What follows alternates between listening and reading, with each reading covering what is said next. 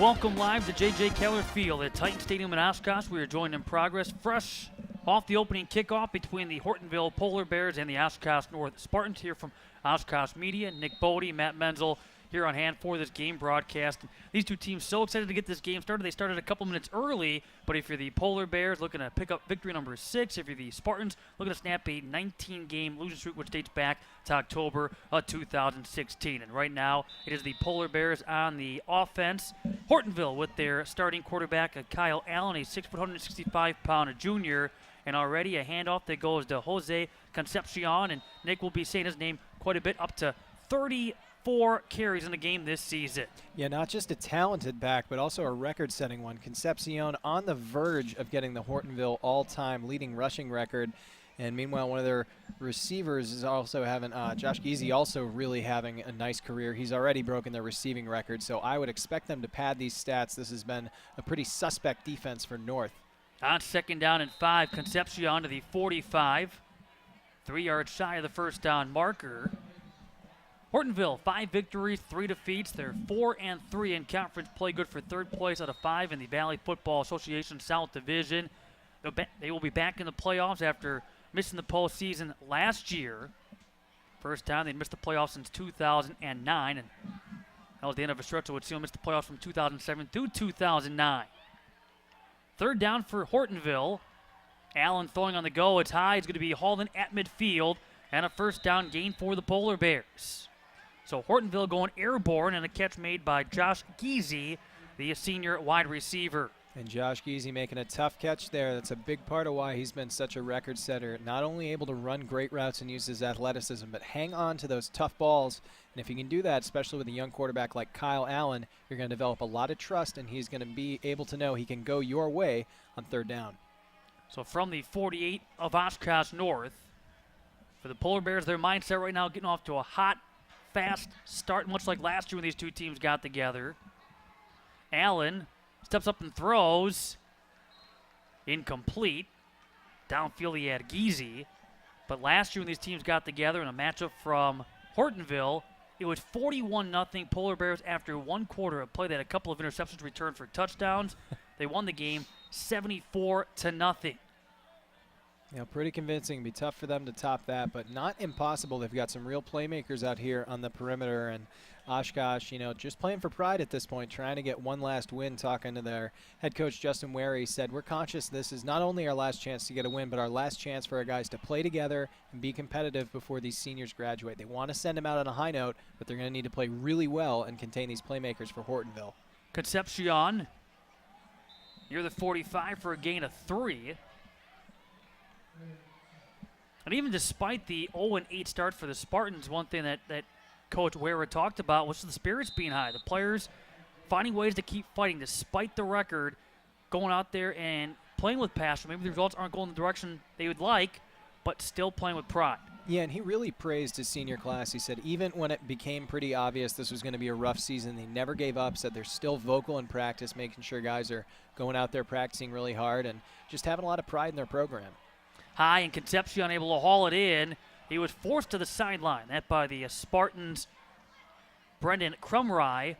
But after a first down gain, the drive continues for the Polar Bears. Interesting play there. Motioning Concepcion out of the backfield, getting him outside, and that can often be used against zone coverages. You have a corner there outside covering the flat. You send your tailback out there, get a nice matchup. The Broncos and the Patriots are some of the earliest teams to move that in. And then your wide receiver is going to be on an inside defender, so able to pick up the first down. Concepcion showing can not only run it, but catch it as well. And the scary part is he's only a junior, so he's going to be back to wreak havoc on the VFA South again next year. And right now, wreaking havoc on the Oshkosh North defense. Last week, he ran the ball 34 times. He's had at least 17 carries every week. But last week, 34 carries, 261 yards, and 4 touchdowns in a non-conference 42-14 win over Appleton East. And that's a pretty remarkable thing to be close to your school's all-time rushing record as a junior. He's still got a whole nother season to continue to pad those stats and build his legend here at Hortonville High School for the Polar Bears. So he's a really remarkable standout player. And right now, this Hortonville offense just cutting through this defense pretty easily. Doesn't look difficult for him at all. 8:50 to go here in the first. Concepcion And looking to drag a couple of players with him, including Braden Christie, the senior defensive back. Needed 3 yards for the first down. Gets those 3 yards and a first down for Hortonville. And running right into the strength of this Oshkosh North defense. If they do have a couple really nice players on that side of the ball. Logan Basie, certainly one of them for Oshkosh North, that if he has a good game, they've got a shot. But if they're able to isolate him and get him double teamed by a couple of offensive linemen, they can just run it up the middle with Concepcion all night. Could be a long night here for the Spartans if that continues. Well, last year he carried the ball 11 times, 155 yards, and 3 touches in that route of the Spartans. Looking for more inside the 20. This time with the Polar Bear run with Dylan Schmidt. The junior this season has carried the ball 5 times for 26 yards and a touchdown. He's been at times effective in the air as well. Yeah, Schmidt, one of those guys, they'll kind of utilize him like a Swiss Army knife. They'll play H-back, they'll move him into slot receiver, put him in at tailback, let him carry the ball. He's just kind of one of those guys that you make sure to get the ball into his hand. His position doesn't really matter as much as the fact that he's a playmaker. Just try to get it to him in the open field. See the 3 receivers bunched together on that right side, including Parker Lawrence. With Schmidt in the backfield, through the gut of this defense, cuts to the outside, inside the 5. He'll find the end zone, touchdown Polar Bears. Really nice run there by Jose Concepcion, set up by some excellent blocking up front. And once he got into the secondary, able to put a move on, get in there. Really great carry. And this Hortonville offense doing exactly what their coach wanted to do, coming out hot. So going the direction of Dylan Schmidt on back-to-back snaps of the football. And now we'll attempt a point of touchdown following that 18-yard run. So a different look those last couple of snaps after we saw a healthy dose of Concepcion. Here comes the PAT for McKenna Jervis.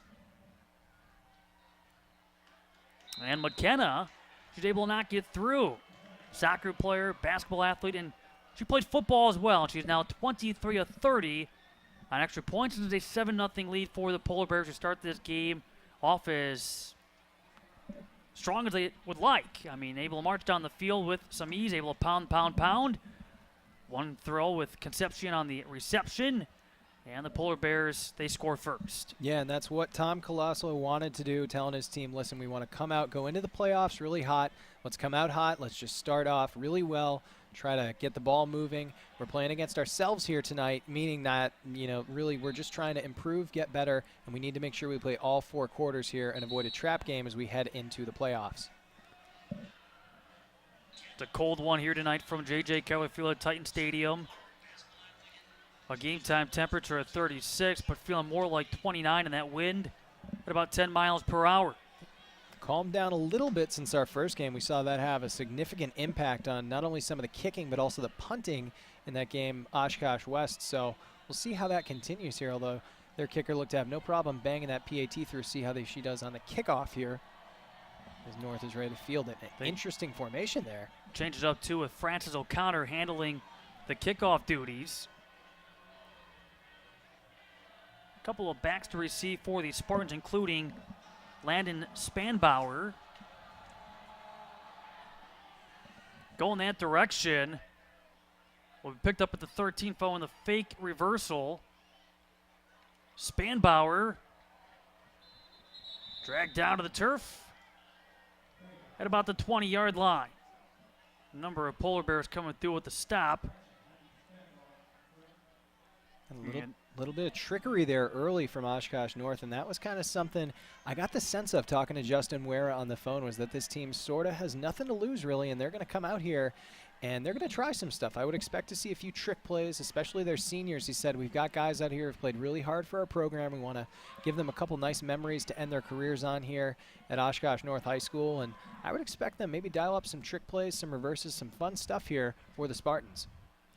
We'll see as Tao is the starting quarterback. Ball moved to the 25 for a 5-yard gain. The handoff with Dion Stulo. But Edipon Tao, he is 5'7", 170 in his senior year. He's been one of a number of players who have thrown a pass or two or more in the first now 8 weeks for Oshkosh North. 2nd down and 5. And going right back with Stulo. Now, Stulo came in with 47 carries for 68 yards in a couple of his bigger performances. 23 and 25-yard gains against Neenah and Appleton West. He was their top rusher last year, 2 of 59 carries for 119 yards and a score. Moving the football has been a struggle. It's an offense averaging only about 6 points a game after last year. They averaged about 5 points per ball game. Off the keeper, Tao. And met about waist high. And did he fumble the football? The Polar Bears say yes. The officials agree after he had the initial hit from Caleb Williams. And a fumble recovery here for the Polar Bears. And that's one thing Oshkosh North said coming into this contest. If they had any chance to win this game, limit their own mistakes, capitalize on theirs. Here's mistake number 1, a fumble, which the Polar Bears now look to capitalize on from the 36. Yeah, you're not going to be able to have many of those against a really good Hortonville team, especially not against linebacker Bryce Smith. Saw him jogging off the field there, number 24, and he's really been a leader on this young defense, and now the offense takes the field for Hortonville. Almost no youth here, a lot of experience and a lot of playmakers as they send a guy in motion here into the right side H-back roll. And Concepcion back in that backfield. It was Schmidt who was the initial man in motion, and look at all the guys that Concepcion makes miss as a flag comes flying in. I mean, a couple of nice moves left, right. Takes about 3-4 players with him. Finally is brought down near the 30 after he's able to work his way to about a 6-yard gain as it sits right now. It looked like a little bit of shoving going on downfield there between Jaquan Owens, number 81, and number 14, Caden McCarthy for Oshkosh North. A little bit of chippy out there in the secondary. Still waiting the preliminary signal. And a block at the back. It's going to go against the Polar Bears. And the football knocked back to the 40-yard line. Now Hortonville, besides trying to go into the playoffs on a high note, going to win a second consecutive game for the first time. So they began the year with back-to-back wins over Appleton West and Kaukauna in overtime. Kaukauna, they're playoff bound, perhaps, if they win at Appleton West tonight. The Galloping Ghosts have not been in the playoffs since 2008. High throw, it's off the hands of Jaquan Owen, the junior wide receiver. And with 5:48 to go here in the opening quarter, it brings up 2nd down and 14 with a 7-0 lead for Hortonville. Yeah, Kaukauna, one of those teams cited by multiple coaches here. I talked to 4 coaches this week, and 3 of them mentioned Kaukauna as being a real surprise coming out this conference, having a playoff bid. And they said you never know who's going to get hot year after year. You never really know who it could be. So Hortonville able to get a nice win over them, but after that it's been kind of a season of ups and downs. They haven't been as consistent as they would like to be. Their run defense really struggled in the first half of the season, according to Tom Colosso, but he's comfortable with where they're at now. Allen looking to throw. He's got some spacing.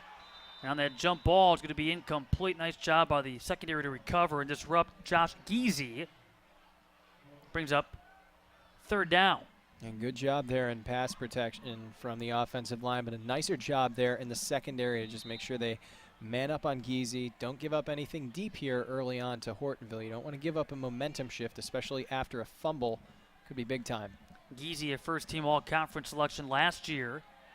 He's had touchdown receptions in 5 of the first 8 games, and also at times has been a factor on special teams. Allen will dump it off. It's high. It's going to be intercepted. And Braden Christie to the 30. And again, we'll go back to what Justin Ware was talking about.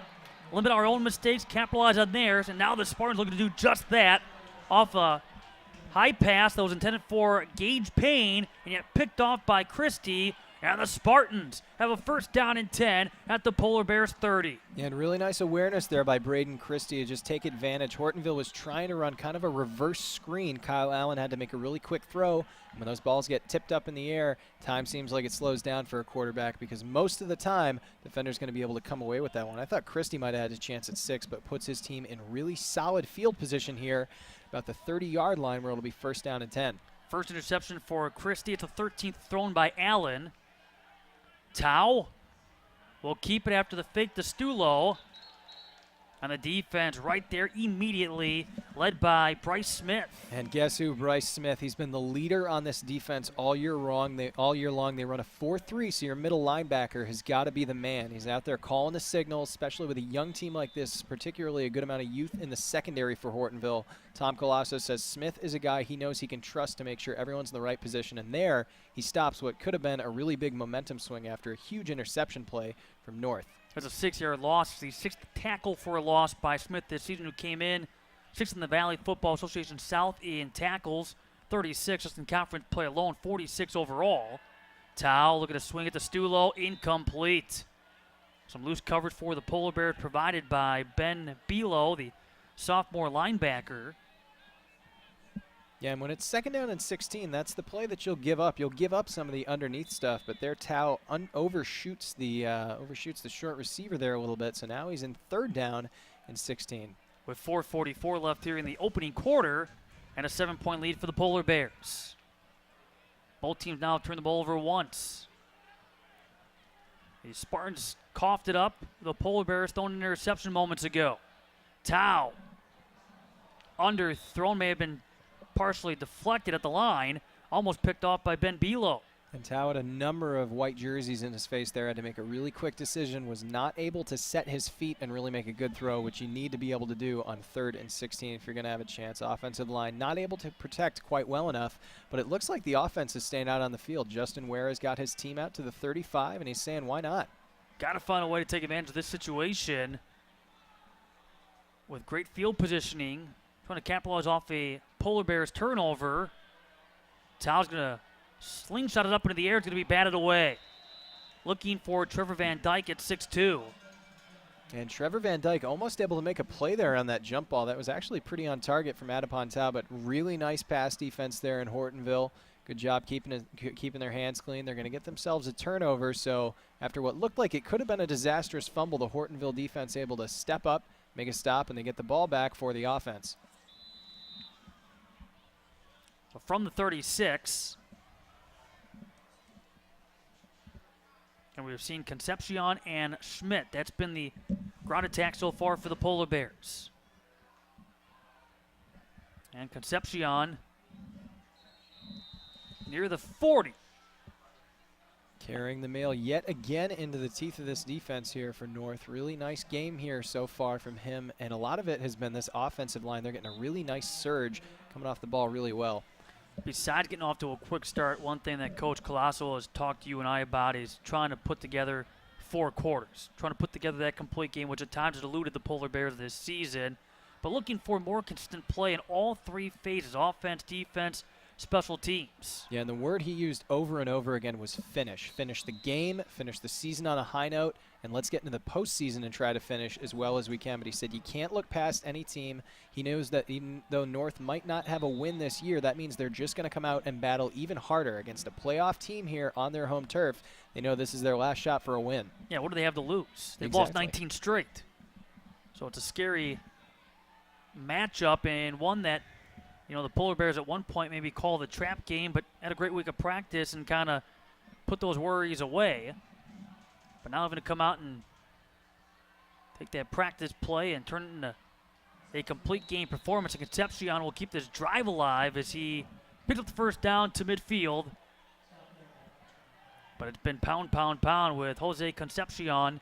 He came in 211 carries, 1,085 yards, 824 of those in conference play. Over 136 rushing yards a game, 12 touchdowns. 8 of those came in the first 4 weeks. Impressive stats there, and if it ain't broke, don't fix it. You know, really after the nice week of practice that they had, I think that really comes down to the leadership they have. Coach Colasso spoke very highly of his captains and must have been pretty pleased with the way they kept everyone on track during what, as you said, could have been an easy week for them. Just kind of take it easy in practice, underestimate their opponent. The captains kept on the younger guys, made sure everyone was practicing hard, and they were rewarded with a steak dinner at the Black Otter Supper Club on Wednesday night. Normally they just do captain's dinner at one of the coaches' houses, but Colasso pleased with them and gave his captains an end-of-the-season treat after a really good week of practice. Boy, that is outstanding, as Concepcion only able to pick up a yard here. Clock at 2:23 and counting left in the first. And you got to wonder with Hortonville being so dominant in the run game, once they start to bite up on Concepcion, as you're really forced to, will they go to some play action? Because I think Kyle Allen would have some great one-on-one matchups on the outside. Right now, though, the question is, how do you stop or slow down Concepcion? Because, okay, maybe you can stop him on one handoff for maybe a 1 or 2 yard gain, but then they go right back his direction. He's able to make some adjustments and become more effective. Yeah, Dylan Schmidt there with the carry. I mean, it really seems like all their guys are just clicking right now. And when you get on a good roll like this offensively, particularly behind a talented and large offensive line, sometimes it doesn't matter who's carrying the ball. You're just going to do really well. But when you add in a guy as talented as Concepcion, you're going to break off some huge plays as they check in Jaquan Owens, number 81. With a 3rd down and 1 facing the Polar Bears. And a minute 35 to go in this opening quarter. 7-0 Hortonville thanks to an 18-yard touchdown run by Dylan Schmidt. Concepcion in the backfield. Has the 1st down. They will give him the 37. But a 4-yard pickup. But again, it keeps this drive moving.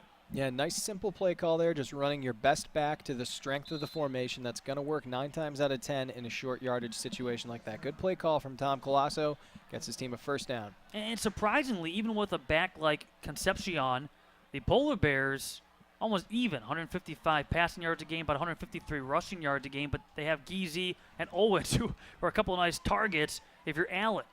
Yep. Schmidt with this run, give him the 35, a gain of 2. Yeah, when I asked the coach about, his offense, I said, what makes them so special in your mind? Is it athleticism, football IQ? And he said, yeah, athleticism is nice, but it's also just their balance. He feels like they've got really good depth at their receiver positions in the backfield, and they're able to kind of do whatever they want, which forces a defense to respect both the run and the pass. And, he knows once they key in on Concepcion, that's going to give the receivers some one-on-one matchups, and if you try to bracket up on the receivers on the outside, they'll pound you up the middle. So there's no right answer in defending a Hortonville team that's this multi-dimensional. But so far it's been the running game that's picked up positive yardage, and it's Schmidt with his latest run. Dylan Schmidt forward there through a sea of green jerseys. Really nice job to keep those legs churning on a cold night like this. Every single bit of contact you take hurts just a little bit more than it normally would. So nice job there to keep on driving, get his team into a 3rd down and short situation. 2 yards to go. Should be the final play of this opening quarter, barring a penalty with 10 seconds to go. Schmidt bouncing to the outside, into the secondary, and a shoulder tackle. Do we have a ball out? Well, he did lose the football, and it's going to be a fumble. And a fumble recovery for Trayvon Lee, and there is turnover number 2 against the Polar Bears. And the cold weather not only affects how you feel when you get hit, it can also make those hands brittle, make it really tough to hold on to a football. So even after a really nice run, Dylan Schmidt coughs the ball up, and now North's going to get a chance to rebut. So Hortonville up 7-0 after 1. This is high school football from Oshkosh Media.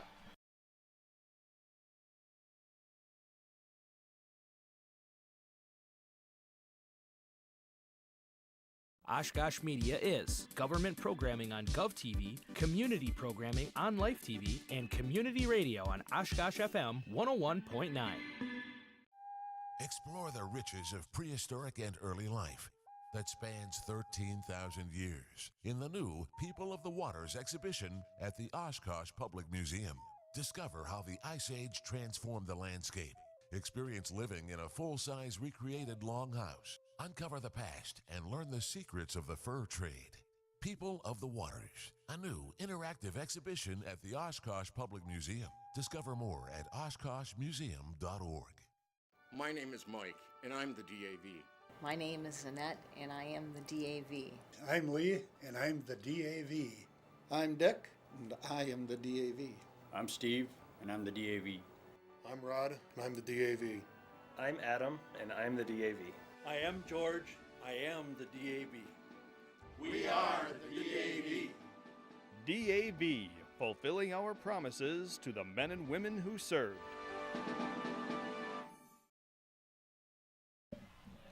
Second quarter off and running. 1st down and 10 from the 15 for Oshkosh North. Taking over thanks to a fumble recovery by the Polar Bears, in which they coughed it up, and Lee was able to recover the Schmidt fumble. This is Dion Stulo with the latest Oshkosh North run. 7-0 Polar Bears through one. There have been a couple of first quarter Polar Bear turnovers, one against the Spartans. And a really nice carry there by Stulo on first down. Picks up 10 yards. Got another 1st and 10 for his team. See if they can put a drive together here. And we'll toss it back with Tao. So we'll talk about some trickery there. It's Alex Garland in that quarterback role with Tao, the man in motion. Mentioned there are a number of guys that have thrown the football this season. Wesley Lowe, though he's not made an appearance since September 28th at Marshfield. Tao, Garland, he's thrown a pass or two. In fact, 12 of 34 in 3 games in a quarterback role. He was 0 for 2 with a pick in a couple of games last year in that role. And I think we'll see some of this. Different guys carrying the ball, guys lined up, maybe where they wouldn't normally be, some trick plays, because not only do you have nothing to lose being 0-7 at this point in the year, but really you're at the end of the year. If you've had any plays that you had tucked away for a rainy day, now's the time to do it. Empty out the bucket. This is the end of the year. Might as well try it. After Stulo's run, it's 3rd down and 7. Now for the Spartans, they've lost 19 consecutive games. Their last win October 7, 2016 at Marshfield, 21-0. To avoid an 0-9 season for a second straight year. Last year, kind of surprising. Yes, they graduated a lot of talented parts, but I don't think anybody expected them to struggle as badly as they did. And an interception here for the Polar Bears. Was he able to lay his feet down? He was. An interception here for Logan Grossman. Able to come through with the pick after the Spartans. They had Trevor Van Dyke upfield. Same thing with Trayvon Lee, who was able to come through with the pick, or the fumble recovery for the Spartans to end that opening quarter. A lot of turnovers here so far. Yeah, but 2 per side. That one just a really nice play by Logan Grossman, seeing his window, stepping in front of it, and there on the boundary able to get his feet down like a wide receiver. So a 41-yard field to work with for Hortonville. They come in averaging 31 points a game. They have scored as many as 53 in a game. They've scored as little as 20 on 2 separate occasions. And the ball held on to by Concepcion. He was tackled by Adepan Tao, who plays both sides of the football. All kinds of running room there for number 22. He's having a really nice game, and he's starting to look like he's officially warmed up in this one. As much as he was going for kind of 4 and 5 and 6 yards a pop, looks like he's locked in. He's really seeing what the defense is doing. He's been able to get into the second level really consistently. Now, referencing Tao defensively, he was all-conference mentioned at his safety position last year. 1 of 3 all-conference performers back out of the 6 that were earned by these Spartans despite their struggles. Batted away. Nice job jumping in front. Crumry denying the reception for Gage Payne on the throw from Kyle Allen. A lot of green jerseys over there. Crumry able to get credit with the pass breakups. So now 3rd down and 3 for Hortonville. Do you just keep going with what's been working, hand it off to your backs, or do you maybe try a little bit of play action here? 9:51 to go here in the second. 7-0 Polar Bears beyond an 18-yard touchdown run by Dylan Schmidt. Concepcion to the backfield. Gets the handoff up the left side. Able to fall forward for a 1st down gain. Stop made by Trayvon Lee. At this point, they might not even be having to do play calls in the huddle. They're just deciding whether the run's going to be to the left or the right. This ground game really clicking. Offensive line looks very strong, as do the backs here for Hortonville. Now, Lee last year, all-conference honorable mention. From the 27. Watch Josh Geezy in the slot here. He's coming in motion to the right side. Instead, Concepcion just pushing forward. They will give him the 19, but an 8-yard gain. A little sleight of hand there. You get your best wide receiver in the slot, move him, bring him across the formation, and just when they're thinking pass, you carry it yet again up the gut to Jose Concepcion. One of the top running backs, Cole Ellenbecker, lost to graduation by the Polar Bears, making an even bigger role or an opportunity here for Concepcion, who's made the most of it. Same thing with Dylan Schmidt. Concepcion inside the 10, the 5. He will get tripped up across the goal line for a Polar Bears touchdown. And all kinds of daylight there for number 22 to run to. Really nice blocking up front. A well-designed play, and he took it the distance.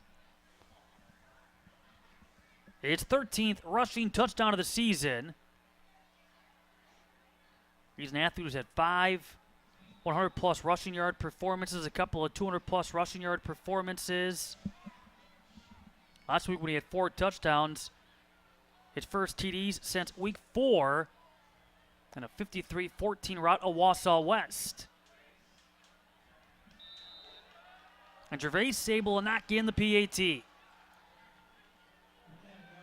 14-0 Hortonville. Couple of rushing touchdowns. That gives them now a total of 18 rushing touchdowns in the year. And you mentioned it. So you go back to that ground game. They did a great deal of success capitalizing off the second Spartans turnover. Yeah, just very simple, but kind of getting back to those bread and butter plays. I mean, when you have your offense, you know what works well for you. You know who your best players are. Just get the ball in their hands, let them close it out, and hope, as Coach Tom Colasso said, they can go 4 quarters. 8 minutes and 48 seconds left here in the second. Jose Concepcion, everything is advertised, and he's been fun to watch, but if you're the Spartans, nothing fun about trying to bring him down. Same thing with Schmidt. There's Christie. He's got an interception of this game. He'll be the back to receive. And no surprise to learn that Braden Christie is their return man after seeing the moves he put on after that interception. Clearly had some really nice field vision, able to get a couple extra yards out of it. Unfortunately, his offense unable to capitalize, but we'll see if Hortonville kicks his way. He had a touchdown reception last week in the loss against in-town rival Oshkosh West. Again, it's going to be Francis O'Connor handling the kickoff responsibilities. That's a strange little pre-kick move they do here, partner. I don't kind of running at the ball, or I don't know if that's just a set or if you're trying to fake an onside kick or what. Perhaps trying to psych out the opposition. Either way, Christie now with a return. And it'll be whistled down. Looks like we got a couple flags on the field here. Well, it's a little chippy, and you mentioned that before, which I guess is a little surprising. Maybe it's not. I guess if you're obviously athletes, competitors, if you're Oshkosh North, perhaps some of the frustration of the season, but also just, trying to come out there and compete. If you're Hortonville, you're not going to back down either, and you're trying to go into this focused, trying to put together a complete game and trying to build for what they hope will be a lengthy playoff run. Yeah, I mean, if you're Hortonville, you're coming into this game. You feel pretty good about yourselves. You've had a nice season. You're headed to the playoffs and might be coming in a little cocky. And for Oshkosh North, they're not going to appreciate that on their home turf. We saw a little bit of chippiness earlier on downfield between Caden McCartney and Jaquan Owens. So see who this fight was between and what the officials dictate here. Sometimes early on in this game, they'll give you a warning or two before they call an official penalty, just tell you back it off. But it looks like they will call one here. It's going to back North up. Yeah, block at the back against these Spartans. Well, I think it was obviously the right thing to do if you're head coach Tom Colasso. Just, again, reiterating to these guys that, we have to go in, come out hot, start fast, play all 4 quarters. You're playing against yourselves. Let's play our best football, finish strong, head into the playoffs hot. You can't think about last year. That was last year, different teams. And yes, it was a rout. Yes, it was over in a hurry. But, like you mentioned, it's a different week. And if you're Oshkosh North, you're certainly upset about the way you played last week against your in-town rival. Yeah, and I mean, if I'm Tom Colasso, the way I would use that, last year's team won 74-0, but that means the pressure is on you guys now. Can you match that? Can you one-up it? I mean, I would, honestly, you got a new senior class in there, a new group of leaders, and you lost a couple of guys, so you challenge them with that. You say, can you match this? This is how good we were last year. Can we prove we're that good again and prove we're that good heading into the playoffs when we need to be at our best? Stulo to the 12. It's going to be 2nd down and 6. Now with Ethan Tesmer in motion, it's going to be Stulo again, and he gets slammed down to the turf by Bryce Smith. Wrapped up, and guess who? Number 24 has just been all over the field there. Really solid form tackle. That's about as perfect as you can get there. Nice play, TFL. That's going to back it up for, I thought he lost a yard, but they're going to say it's still 3rd and 6. You expect a lot from Bryce Smith. Jackson Weister in that category as well. He's among the 12 seniors for the Polar Bears. Large junior class of 26. Now a timeout here for Oshkosh North. So they will have 2 left. All 3 still intact for the Polar Bears. 7:37 left here in the second quarter and a 14-0 lead for Hortonville. For Oshkosh North, talked about some of their struggles, and it's been the last couple of years, but certainly Justin Wera doing what he can, trying to keep morale high. It's, been a rough year, but the spirits have been high for these players. There have been some bright spots, certainly. This is a team that is still young, though, on paper. I mean, they have 19 sophomores, 16 juniors, go along with 14 seniors. They've been mixing and matching who's their quarterback, although Tao has been handling the majority of the snaps. Don't want to say the future's bright, but they're certainly working toward, reestablishing what was a very strong program not all that long ago. And it starts, though, in the numbers game and trying to build from the youth level all the way up to the high school level, trying to get more bodies out, trying to find ways to add more depth. They're one of, if not the smallest schools in the Valley Football Association South Division, and right from the get-go, just from a numbers standpoint, trying to find ways to compete. Yeah, deflected pass is going to be hauled in near the 20. Yeah, North's enrollment at just 1242. Incomplete. They're actually Division II, and a lot of these guys in their conference tend to be Division I if they make, Division I normally. So a little bit of a smaller school, not quite as many guys to work with. But I got to say, I was very impressed talking to Justin Wera on the phone. For a coach who has been winless this year and last year, he could have sounded very dejected, but he had a pretty positive attitude. Not overly so that it, would come off in an odd way, but he was just saying, we'll just continue to work and try to win this week and encourage our guys and try to send our seniors out on a high note, which is really all you can do. Now the punt goes to the 40 and the return for Geezy, and Geezy inside the 25. There's a player down. That's for Hortonville. They have an injury with 7:18 to go here in the second.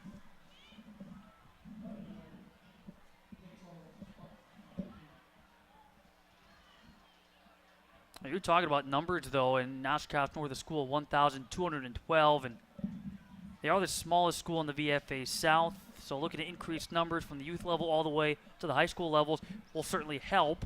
They do have a roster of 49 here at the varsity level. Lost some good players from that of a couple of years ago. They've taken their lumps these last couple of years, brought back 9 offensive starters, 8 on the defensive side of the ball. It wasn't that long ago. This was a team that was battling for first. They won the conference title in 2014. They won the conference title in 2013. That 2013 team lost in Division II state championship game against Kimberly, which began the papermaker stretch of now 5 consecutive state titles. Yeah, and it really wasn't all that long ago. I mean, 5 years ago, it's it's interesting, and I think these things are cyclical. People make too big a deal out of it, especially in high school and college sports. A lot of it just depends on the students you have, the guys who come rolling on through, and Oshkosh North, they might not be great for a couple years stretch, but that'll turn around eventually. Justin Ware is a good coach, and in the meantime, their basketball program has seen a real upswing. They've been good, so these things are cyclical. Nothing to worry too much about, and for now, don't get ahead of yourselves. Just worry about tonight. Try to get your win. You're here on your home turf, and the fans have come out to support you. That was something Justin Ware was really appreciative of. He says, our fans are fantastic. There's a big crowd of them out here. They're wrapped in blankets. It's cold out there, but they got the light-up wigs. They were doing the chant before the game. I believe that we will win. They've been very supportive even as their team is winless. Well, now it's scary for the Polar Bears because Jaquan Owens, the player that is helped off the field, we'll have to keep an eye on his status going forward, but that's a blow to the receiving core. First down and 10 from the 22 for the Polar Bears, already in Spartans territory following the short punt. Yeah, Owens one of their better wideouts, so it's going to be interesting to see if that changes where they line up Josh Geezy. But don't forget, you got Concepcion on the ground, and somehow he was able to find a little bit of a crease. Shoelace tackles are not going to get this guy down. Really strong lower body there, just kept the legs churning. Really nice job to get his team a first down. And they get the ever-elusive first down and 10 on the 11-yard line. So that's a dream situation because you can pick up a first down and goal on the 1. With 7:11 to go here in the second. Geezy, top of your screen, now in motion. Concepcion near the 6. See if they give him the 5. Logan Basie among those in for the Spartans. You mentioned to me before that Basie, if this team is to have success on the defensive side, Basie has to be that guy that steps up. Yeah, we talked about Bryce Smith on the other side. Oshkosh North also runs a 4-3, and Logan Basie is going to be that key guy. He's your war daddy out there, the middle linebacker, calling the checks, making sure everybody's in the correct position. And those backers, especially on the inside, are going to be big down here on the goal line against a great Hortonville run game. Concepcion, again, just trying to drag everybody with him across that goal, and they will mark him just short. Now, in the case of Basie, he came in with a team high of 68 tackles, 13 of those for a loss. But again, among 8 defensive starters for a defense this year is allowing over 41 points a game. It's an improvement. It's baby steps, but it's an improvement nonetheless after they allowed about 50 points a game last year. Yeah, Justin Wera spoke very highly of Basie, calling him a disruptor, saying he can be the kind of guy who throws a wrench into your plans here offensively. So see if he can disrupt what Hortonville's trying to do down here on the goal line. Another timeout for Oshkosh North. They will have one remaining with 5:44 to go in the second quarter. And it's interesting to see Hortonville with, as good as they've been in the run game, it hasn't really been out of power sets. It's a lot of 3 and 4 wide receiver sets. Here, down inside, 2 or 3 yards, they're still going trips right, that bunch formation. And I guess the theory would be to spread the field and give it to Concepcion, but you got to wonder if maybe they might not try to throw a quick pass, catch you off guard here as you're so keyed in on the run by this point. Already a night that has seen Neenah victorious on this field, a come from behind victory in knocking off Oshkosh West 10-7, scoring 10 unanswered in the second half. Wrapping up the regular season in the VFA South. Only one other game going on. That involves Spash at Fond du Lac. Fond du Lac looking to lay claim to the outright divisional title. They came in a game up on Oshkosh West. Out of the timeout, a touchdown run. And Concepcion on that run, his second rushing touchdown of the contest. Now his 14th on the year. 6th in the last 2 weeks. It's now 20-0 Hortonville. Yeah, good solid run there. Caps off a really nice drive. And good to see Concepcion out there dapping up his offensive linemen. He knows those are the guys who control him getting in down there. Nice to see a running back who appreciates the big guys blocking up front for him. Gervais, before she can even attempt the PAT, Oshkosh North lines up offside. Now, those are the kind of mistakes that will drive a coach mad, especially 9 weeks in. I mean, that's simple. Yeah, I can't remember the last time I've seen that, but especially on a PAT. I mean, this isn't a situation where you're coming in trying to aggressively block a field goal. That's just a bit of a mental lapse there. So that'll move it ahead a little bit more here for Hortonville. I mean, I don't think you're even okay with that in week 1, but you can chalk it off to okay, it's week 1. Yeah. But McKenna now about to attempt her third extra point.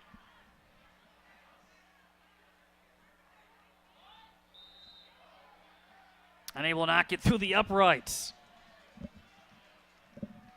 So nice plant down here on this J.J. Keller field here at Titan Stadium on the field turf with her soccer cleats, able to get nice footing.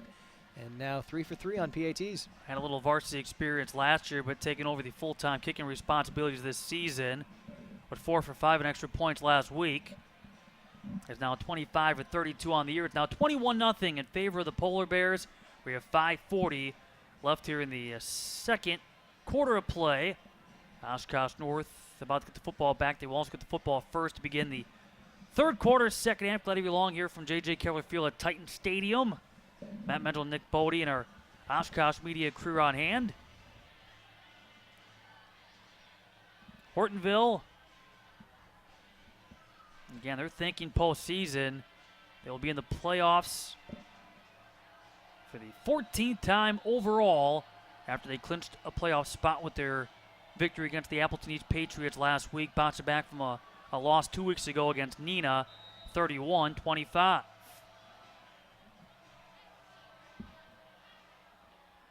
On the O'Connor kickoff. Short kick that's just going to be fallen on top of by Stulo. And you got to be careful about that as one of the upmen. If you're going to field a kickoff, that's fine, but you better make sure that you hold on to it, because if you fumble it, you're going to have a lot less time to react and jump on top of it than a guy who's standing back at the 5 or 10 yard line.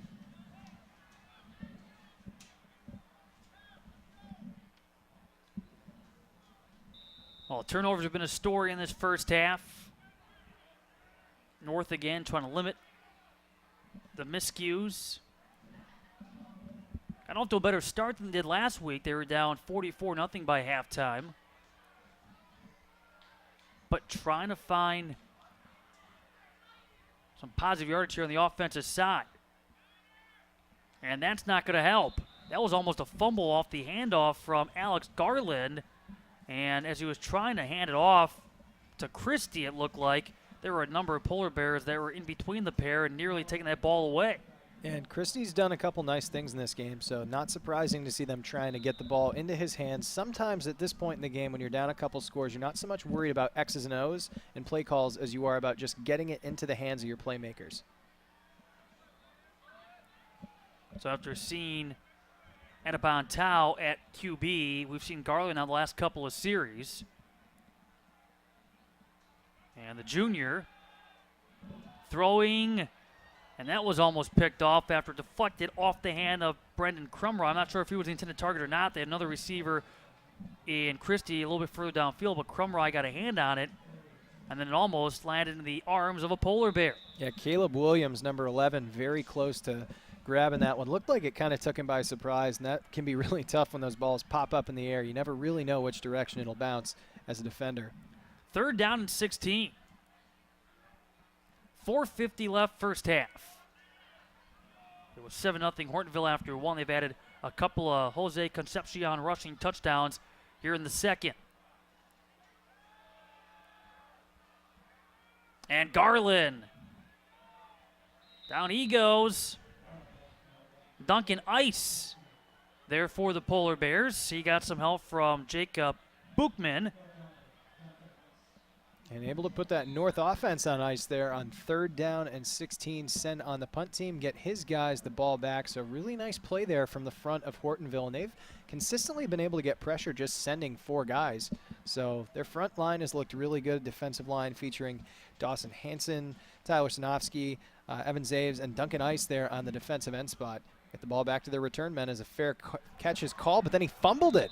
Yeah, Crumroy on the punt, then the fair catch, and that was off the hands of Geezy. Nice recovery, though, involving the Polar Bears. Not something you expect to have to worry about with your best receiver out there catching punts, but you know, sometimes these really high lights, especially cold nights like tonight, as we said before, hands get a little bit brittle, and catching a punt is a lot harder than most people think it is. We'll see if Concepcion is called upon again. TJ Payne out on the field. They motion him out to the left side, straying away from that trips right formation they'd been favoring. Nice spin. And now the home run ball. Goodbye. Yep, touchdown. Polar Bears off the catch and run for Parker Lawrence, all alone following the spin move from Kyle Allen. It is now 20-7-0 Hortonville. And Matt, I asked you about it before. The run game has been so successful. You could see how hard the North defenders were biting every time they even looked in Concepcion's direction. How long before you try a play-action pass? There they do. Kyle Allen had a man wide open, and all he had to make sure to do was not overthrow it. Really well drawn up play there for the Polar Bears. Very well timed. Hats off to Tom Colasso. And Gervais on the extra point again.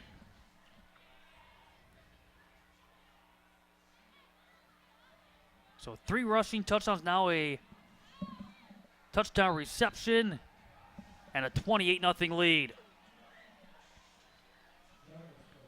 Parker Lawrence, he had 8 catches, 110 yards, 4 touchdowns. Using for big plays. That was a big play. And now a 4-score lead with 3:56 to go in this second quarter. Yeah, nice job by Hortonville, just doing what they need to, capitalizing on the opportunities given to them and just not making mistakes. Really pretty cleanly played from them so far after a couple of turnovers early on in this game, having themselves a nice second quarter, although still under 4 minutes here to go before half, so North will see if they can try and answer.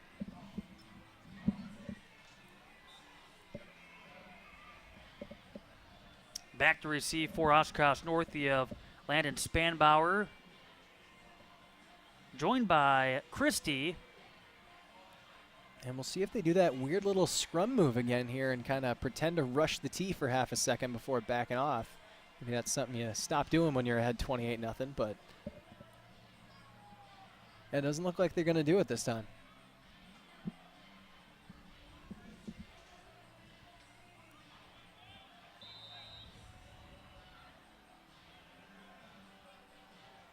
O'Connor.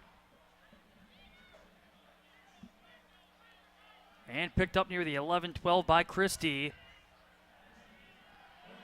Trying to get to the 15. That was a challenge thanks to the tackle by Ben Bilo. Nice job there on special teams. Tackling on special teams down towards the goal line is so key. If you can get your gunners down there and wrap a guy up cleanly before he hits the 20, that's going to put your defense in a really, really solid position here. So North is going to be backed up a little bit now. First down and 10 on their own 14-yard line. With 3:49 left here in this second quarter. And is that Tao back in the backfield? Appears to be. Certainly not Garland. Yeah, I believe it's Tao. Yep, that's Tao taking the direct snap. And so Adipon Tao back looks like they might be trying to rotate quarterbacks, although Tao, a guy that they use his legs a lot more than his arm. He's, as you said before, a really outstanding safety, better runner than passer, so they might consider him more of a running back. Well, last year he was the top receiver. He had 10 catches for 139 receiving yards, so a jack of all trades. As you said, when you're on a team like this where the roster's not huge and you haven't had a lot of guys who can make big plays, if you're a guy who can make plays, they're going to get a lot of use out of you. Adipon Tao, certainly one of those guys, been asked to do a lot for this team here tonight. He even caught a pass this season. In fact, had a couple of touchdown receptions against Wisconsin Rapids, so he's been asked a lot of in different roles this season. Seems like it's ever-changing, too. Third down, couple of yards to go for Oshkosh North. You see a little shift of the line off to the right. Therefore, trying to find a gap in this Polar Bear defense, perhaps for Tao to utilize. Yeah, I would expect something pretty direct here. They've used a lot of kind of direct snap type deals, just snap it, maybe run a QB blast. I'm not sure quite what that was all about. No kidding. Oshkosh North taking their final timeout. I don't know if they were trying to draw him off sides or maybe that was a precursor, some type of trick play. I haven't really seen line shift quite like that, but yeah, it doesn't seem like the most judicious use of a timeout here. But then again, you're getting close to the end of halftime. Might as well burn him if you got him. Are you pleased right now if you're Coach Colasso with the way your defense has come out?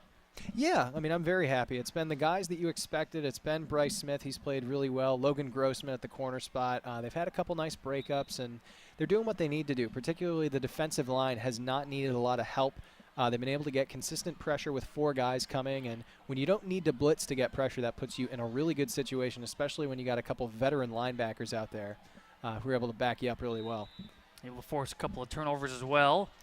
Short yardage here, though. If you are going to send a blitz, this might be the time for Hortonville. Tao off the stretch. That looked like Jackson Weister, the safety, that was able to drag him down there. So that'll bring up 4th down and 1. And it looks like Justin Ware is telling him to stay out there. Let's see if we push forward again with Tao. I don't think there's any question who's going to run this football. Tao does. And Tao, on the second effort, able to spin free for the first down gain. And a nice spin there by Tao, doing a nice job to stay light on his feet, got the contact rolling in, shifted the other way, able to fall forward by just enough. He's not a big guy, as you said, standing just 5'7" or so, but nice job there using his forward momentum, picks up a first down.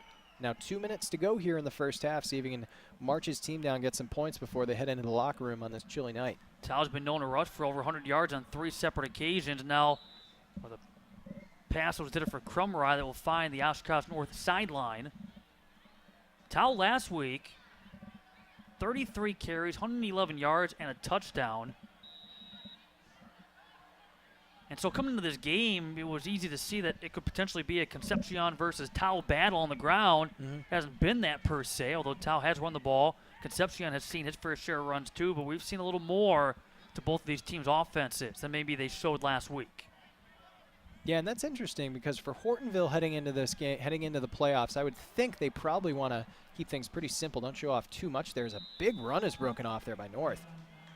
And with Tao, and they turned and ran into Caleb Williams, but not before he picked up the first down at the 43. And nice rush to get them very close to midfield. But yeah, as I was saying before, Hortonville, this isn't a game that you particularly need to win. Obviously you want to, but they've kept it pretty simple, just bread and butter runs, and you don't want to give anything away before going into the playoffs. Now it's Tao across midfield.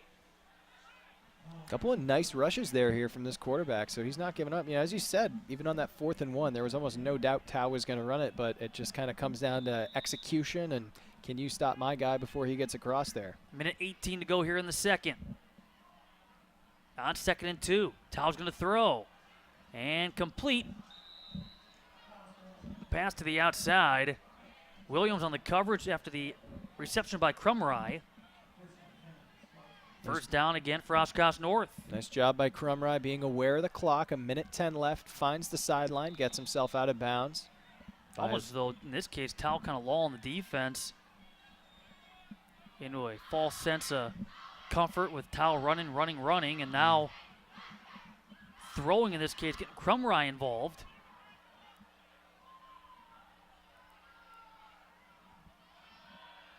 Now Tao looking for more yardage over the middle. Is going to be incomplete. Looking to go high for Ethan Tesmer.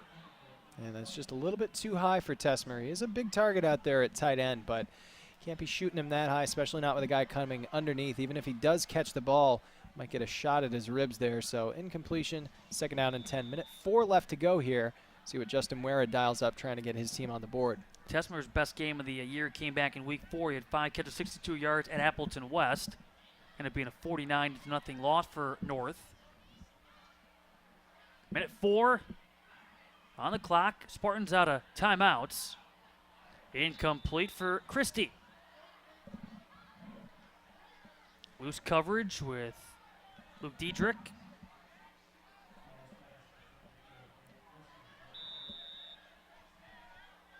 So now a minute left here, 3rd down and 10. We'll see what exactly they decide to dial up here. Trips to the left side, maybe target the slot. Tao escapes. Flag will fly in. Again, perhaps in the area holding. And the Polar Bears tackle for Tyler Sinofsky. He's a senior on that offensive line, also as a linebacker. 51 seconds till halftime. And Matt, that flag got some pretty good distance. The official's got a nice arm there.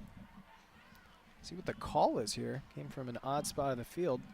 And yeah, looks like it's going to be holding, backing him up. So holding and blocking the back has been the Spartans' favorite penalty here tonight. Some costly penalties and some big yardage penalties. This ball moved back to the 40. Yeah, and costly not just in yards, but especially in momentum after a drive where Adipon Tao was kind of putting the team on his back, able to scramble a few times, get you across midfield. Now you put him in situation 3rd and 26. Not a lot of plays in the playbook for 3rd and 26, and overshoots his receiver there. They'll have to bring the punt team back out after a disastrous penalty. Again, trying to get Tesmer involved. And Tesmer, the big tight end, has been able to make some nice moves. He's been relatively open, but, I mean, when you need to pick up 26 yards for the first down, it's kind of rough to do. Now, if this holds up in this first half and Oshkosh North fails to score, they will have scored a total of 18 points in their first 9 games in the first half. Yeah, as we said coming into this one, averaging less than a touchdown a game. Offense has not been prolific, to say the least, so unable to step up here tonight. Almost got that punt blocked. For Crumry. Picked up near the 32. On the return, this by Parker Lawrence. Lawrence, the guy who had that nice catch off the play-action shot a couple of plays ago. So see if Hortonville decides to just kneel on the ball here, run it into the clock, or get themselves to 35, and then you get that running clock mercy rule here in the second half. See what they decide to do. Some coaches put their foot on the gas in this situation. But on the year, the Spartans have been outscored 124-0 in the first quarter. Wow. And now they've given up 21 second quarter points here. They've given up 120 while scoring 18. Secondary backing off in coverage here. Looks like they're going to send a blitz up the middle. Allen going to the sideline. It's caught. Toe tapping and yep, that for Geezy. Narrowly avoiding the bench there. Nice catch by Geezy to get him across midfield. So as I said, there 26 seconds left. Some coaches don't really feel comfortable that 28-point lead. They just want to make sure they have you put away where they go into the locker room. And you know, why not? Your quarterback's looked great. Geezy's a really solid wide receiver. Take a couple shots. And again, remember the Polar Bears are right now playing without Owens, who went down with injury on special teams. Yeah, so down one receiver, but still with Geezy, the school's all-time leading receiver. Open again on that far side with Gage Payne. Gage Payne, one of those H-backs. They'll move him around a lot, try to get different matchups for him, kind of depending on where they think they can get him, but really nice job getting out of bounds. 14 seconds left, so it's looked pretty good back there. As much as they've run the ball tonight, when we've seen Kyle Allen throw, he's been on target. But coming back thanks to a penalty. Here's that Payne reception. This again will be a hold against the Polar Bears. So their offense has executed well in the, especially in the pass game. But yeah, these penalties have been a little bit costly. If you're Hortonville, I got to believe Coach Tom Colosso might not be too pleased with that coming out here, heading into the playoffs. By this point in the year, you really would like to have these things firmed up as they have 4 wide receivers to the right side. And the Polar Bears are not going to get a playoff. Halftime here, 28-0. So the clock was running, and right now Allen's trying to plead his case, saying why. Off that penalty that went against the Polar Bears off the reception by Payne. As soon as they placed the football down, the clock started ticking, although the officials may be saying, come back. Maybe get an untimed play in here before halftime. A couple North players halfway to the locker room. And, you know, on a cold night like this, going in for halftime is can be a bit of a treat for the players out there on the field. We'll see what the officials and the timekeeper decide here. And you can clearly tell Allen had no clue because he snapped the football well after that clock hit 000, and I think the officials just at peace with calling it the first half. Yep. And indeed, both teams will head to their respective sidelines and perhaps the locker rooms. It is 28-0. Hortonville on top of Oshkosh North in this final game of the 2018 regular season. As again, Hortonville has yet to leave the field. Now the officials again are having a conversation. Oshkosh North is coming right back out. Looks like Kyle Allen is just pleading his case there with the Zebras. Still like, come on, give me one shot. Let me throw. They've already started the halftime clock. Just let me throw a Hail Mary. In fact, the dance team is about to come onto the field. So all kinds of confusion here at J.J. Keller Field at Titan Stadium as this conversation continues. Hey, listen, Mr. Official. My coach is going to pull me in this second half. Okay, we're up 28-0. Just let me throw one more, please. One more, I can go in, get warm, grab some cocoa. Come on. Guess what? They're telling Oshkosh North to come back onto the field. Oh, boy, he might get his wish. It's not halftime yet. Even though a good minute or so has come off the halftime clock. This will be an extended halftime now. This will be the first time I've ever heard a referee tell the timekeeper they need to reset the halftime clock. It's not something you usually hear. And they're not fooling around up here. They wanted halftime to get started. Yeah. Well, they told Oshkosh North to come back out here, and most of the team's already gone to the locker room. Hortonville's, well, okay, that's the end of the second quarter now. So I don't know what just changed, but guess what? It's halftime. Oh, the poor dance team's so confused. Are we on? Are we off? Come on, sending mixed signals here. Want to get away? 28-0 in favor of Hortonville. Stay tuned our halftime program as we continue with high school football from Oshkosh Media. Oshkosh Media is government programming on GovTV, community programming on Life TV, and community radio on Oshkosh FM 101.9. Explore the riches of prehistoric and early life. that spans 13,000 years in the new People of the Waters exhibition at the Oshkosh Public Museum.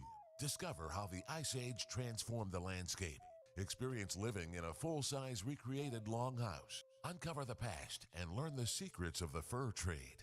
People of the Waters, a new interactive exhibition at the Oshkosh Public Museum. Discover more at oshkoshmuseum.org. My name is Mike, and I'm the DAV. My name is Annette, and I am the DAV. I'm Lee, and I'm the DAV. I'm Dick, and I am the DAV. I'm Steve, and I'm the DAV. I'm Rod, and I'm the DAV. I'm Adam, and I'm the DAV. I am George. I am the DAV. We are the DAV. DAV, fulfilling our promises to the men and women who served. At halftime, it is 28-0 Hortonville on top of Oshkosh North as we wrap up the 2018 regular season with high school football from Oshkosh Media. And Oshkosh Media produces a number of municipal videos for the city of Oshkosh. Let's take a look at what's new from Oshkosh Media.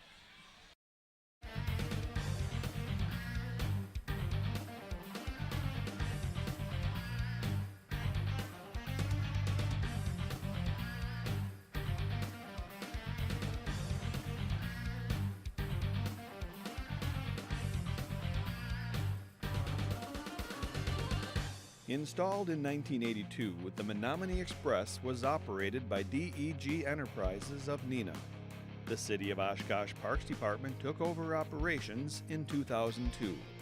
The train operates during the summer season and is very popular with roughly 25,000 riders per year.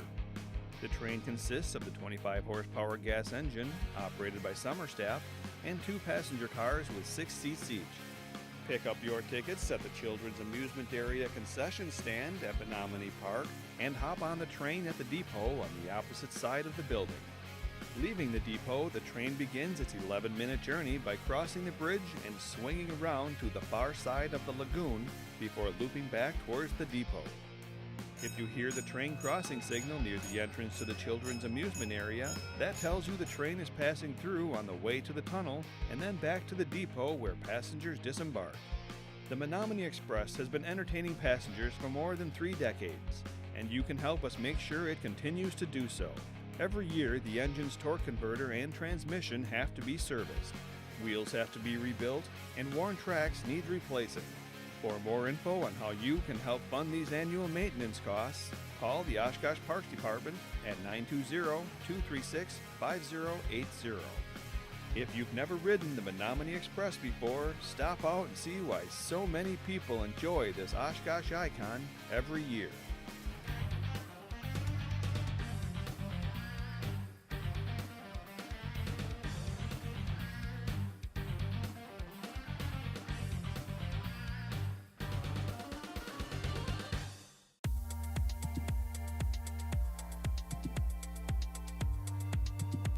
I'm here with my grandson Oliver, standing next to one of the beautiful lake flies from our public art project. This is called Gulliver's Travels. It was by artist Deb Bartlett and was sponsored by the Oshkosh Convention and Visitors Bureau. It's one of many that have been installed throughout the city in the last week or so.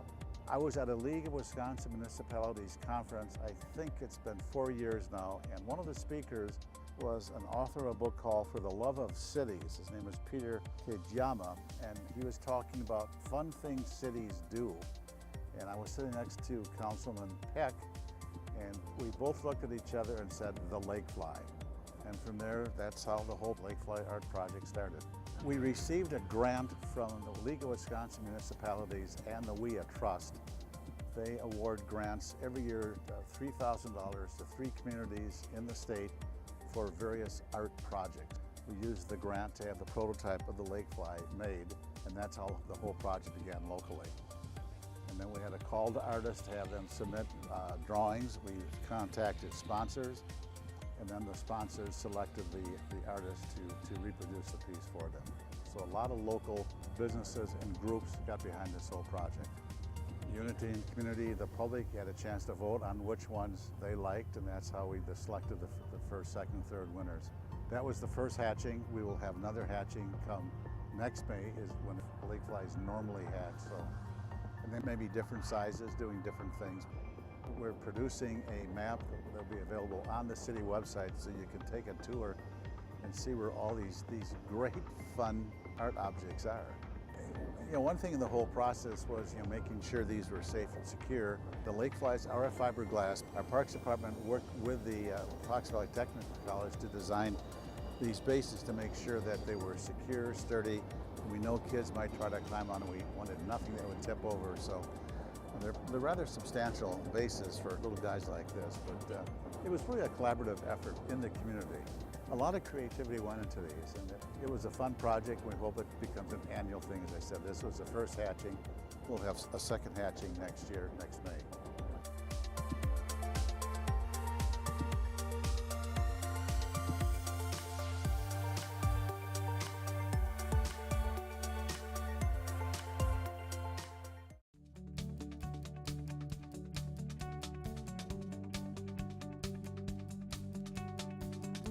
Hi, I'm Tom Foydick, Chair of the Oshkosh Plan Commission.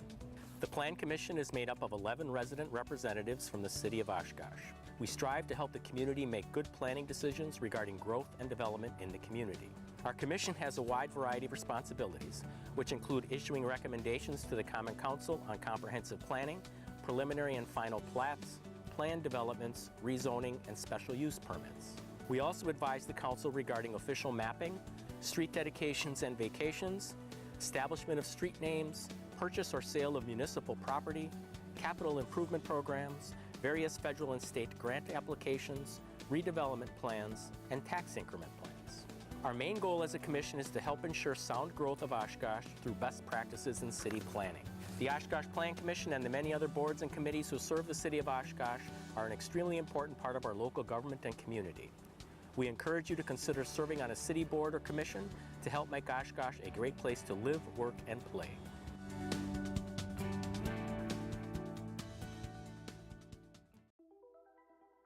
Todd's a great guy. I mean, look at him. What a sweetheart. Attaboy. Wait, Todd. What are you doing? How totally selfish and un-Todd-like of you. Come on, Todd. Come on, man. Explore the riches of prehistoric and early life that spans 13,000 years in the new People of the Waters exhibition at the Oshkosh Public Museum. Discover how the Ice Age transformed the landscape. Experience living in a full-size recreated longhouse. Uncover the past and learn the secrets of the fur trade. People of the Waters, a new interactive exhibition at the Oshkosh Public Museum. Discover more at oshkoshmuseum.org. Hey everyone, this is Jared Aberderis. I'd like to introduce the Oshkosh Police Department for the Lip Sync Challenge. Go get them, boys. Alright, so we're in Wisconsin right now. It's 20 below zero, and I don't even care. Cause we're at Lambeau Field, and I'm a cheesehead.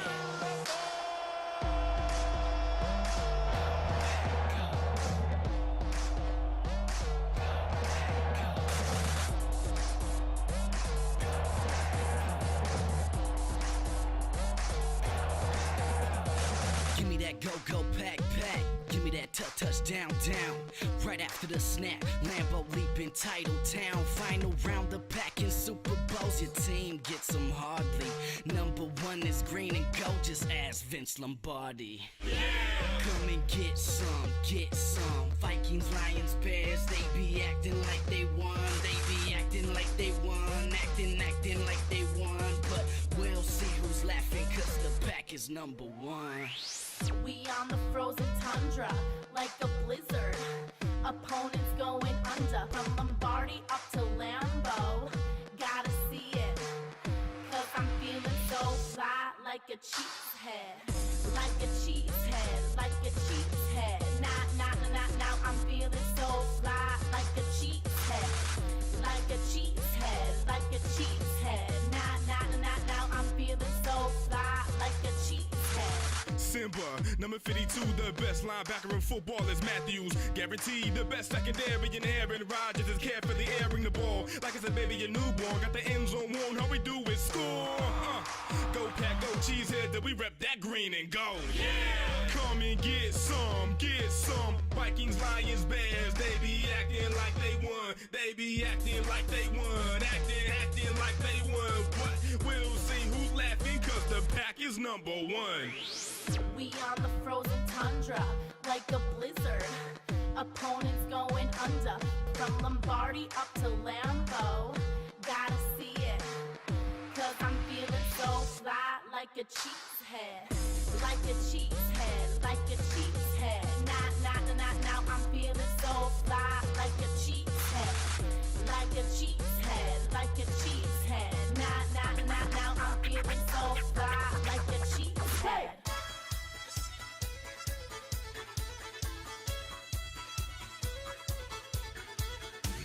We on the frozen tundra, like a blizzard. Opponents going under, from Lombardi up to Lambeau. Gotta see it, cause I'm feeling so fly, like a cheesehead. Like a cheesehead, like a cheesehead. Now I'm feeling so fly, like a cheesehead. Like a cheesehead, like a cheesehead. Now I'm feeling so fly, like a cheesehead.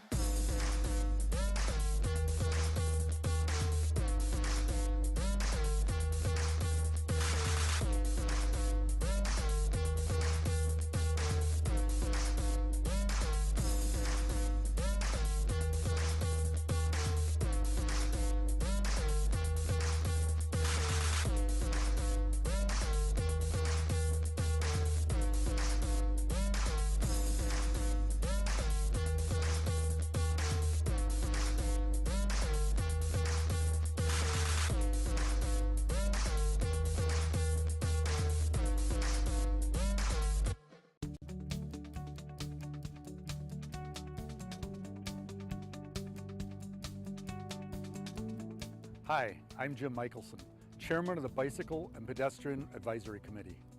The Bicycle and Pedestrian Advisory Committee is made up of 7 resident representatives from the city of Oshkosh.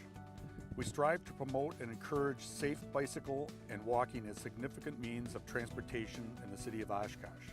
Our committee goals involve working towards the development of a coordinated system of safe and convenient bikeways and walkways and stimulation of public awareness through educational events. Our committee is tasked with reviewing and updating the bicycle and pedestrian circulation plan and recommend projects for funding through the city's capital improvement plan. We aim to make Oshkosh a bike and pedestrian friendly city and are making strides in protecting and growing the biking and walking population. The Bicycle and Pedestrian Advisory Committee and many other boards and committees who serve the city of Oshkosh are an extremely important part of our local government and community.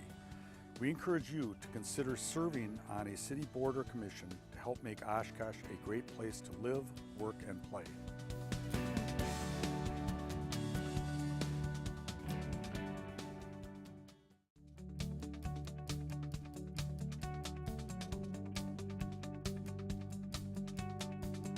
Hi, I'm Matt Mugrower, Chair of the City of Oshkosh Rental Housing Advisory Board.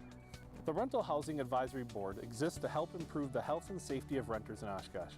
We review and make recommendations regarding city policy or changes to the municipal code pertaining to rental housing. One of our main goals is to keep landlords and tenants informed by creating and updating educational materials, as well as finding new and improved ways to make information available to those who need it most. Our board is made up of members of our community, with representation from landlords, renters, and neighborhood associations.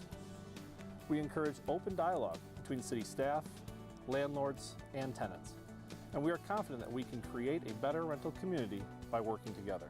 The Rental Housing Advisory Board and many other boards and committees who serve the city of Oshkosh are an extremely important part of our local government and community.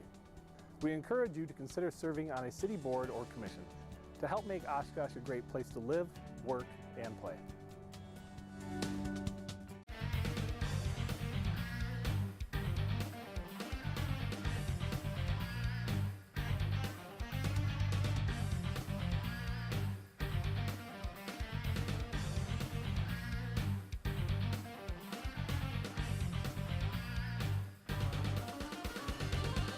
I'm Todd Burns. I'm a Street Division Supervisor with the City of Oshkosh.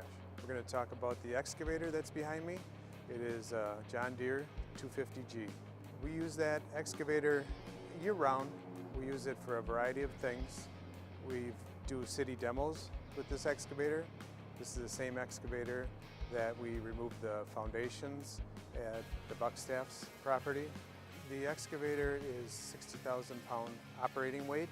It is 188 horsepower, and it can also reach a depth of 21 feet. The bucket is just a little over 2-yard capacity, and it is 4 feet wide. We also have another bucket, and that is primarily used for ditching. The difference between the two, the ditching bucket doesn't have any teeth on it, so it can smooth out the soil. We have one primary operator that does most of our demo work. He's most familiar with this machine, and he is very safe and conscientious.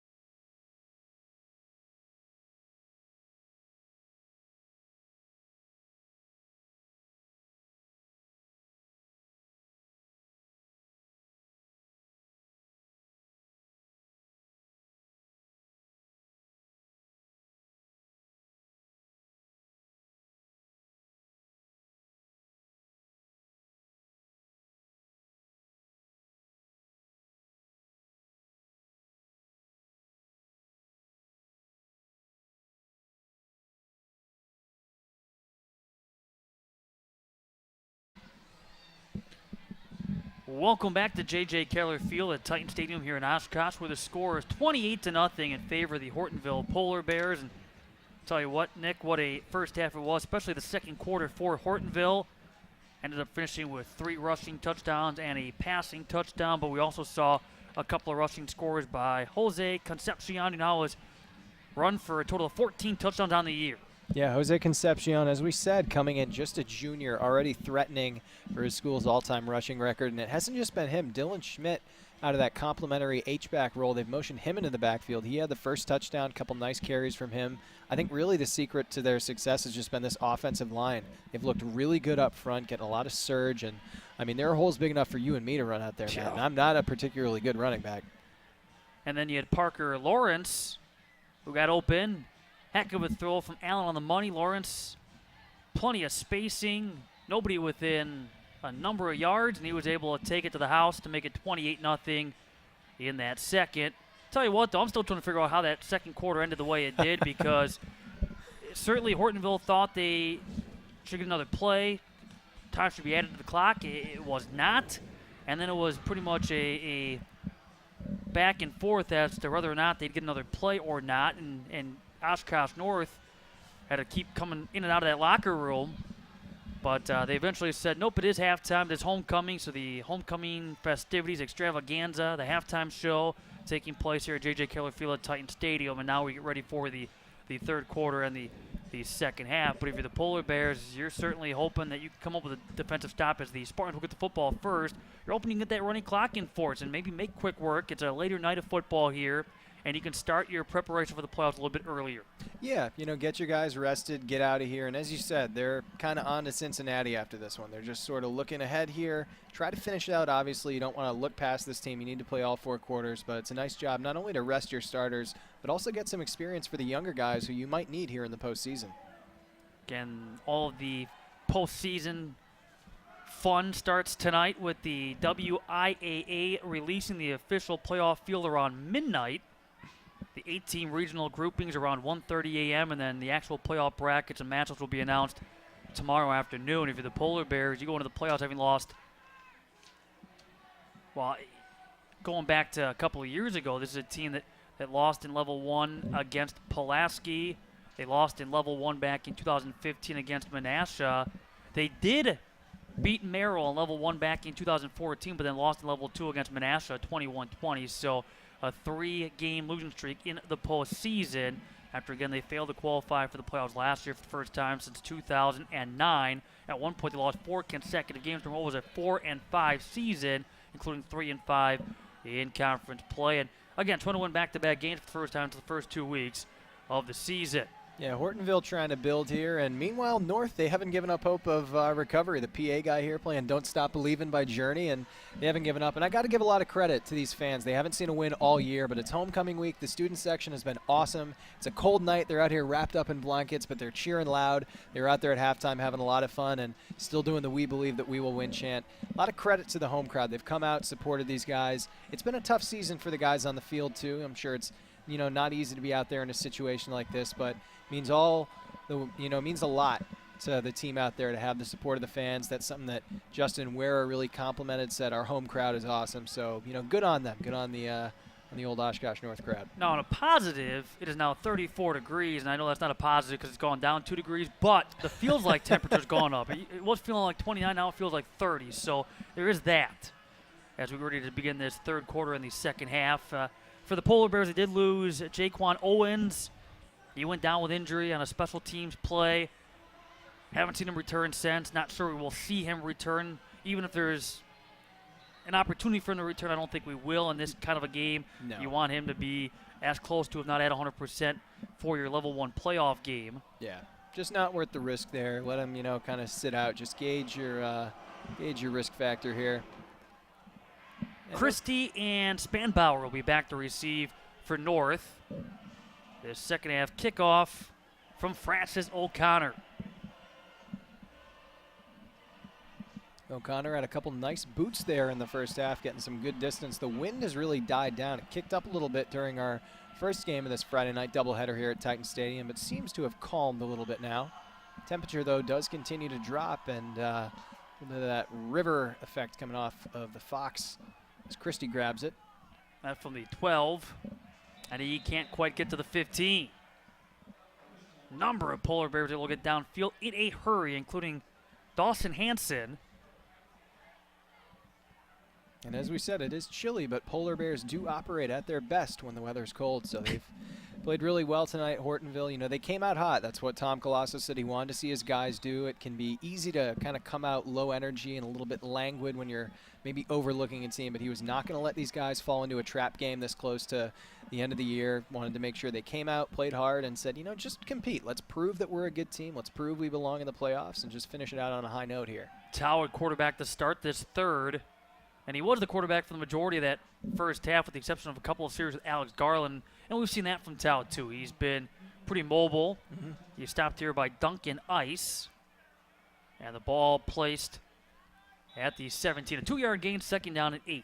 Yeah, Tao, their best quarterback in the first half, and really their best running back. He had their 2 longest rushes, and he actually broke off a couple nice scrambles on a drive, but ultimately they had a really costly holding penalty, backed him up to 3rd and 26, and when you get in that situation, it's kind of tough to make something happen. But you never know. You might see another couple nice scrambles out of him. Handoff goes to Stulo. That's a good carry for Stulo there into the strength of the defense. That linebacker core led by Bryce Smith and Dylan Schmidt also out there. We saw him score a touchdown earlier. He's a 2-way player. So running strength against strength here. Now 3rd down and 5. Interesting to see what Oshkosh North decides to dial up. They've gone pretty run heavy, but some coaches might think this is a situation where you need to pass the ball. I'd almost have Tao run the football here. Even though, again, they're coming out with 4 receivers. They will, in fact, throw it. Tao, Stulo, and a first down gain. He breaks a tackle, is across the 30, 35.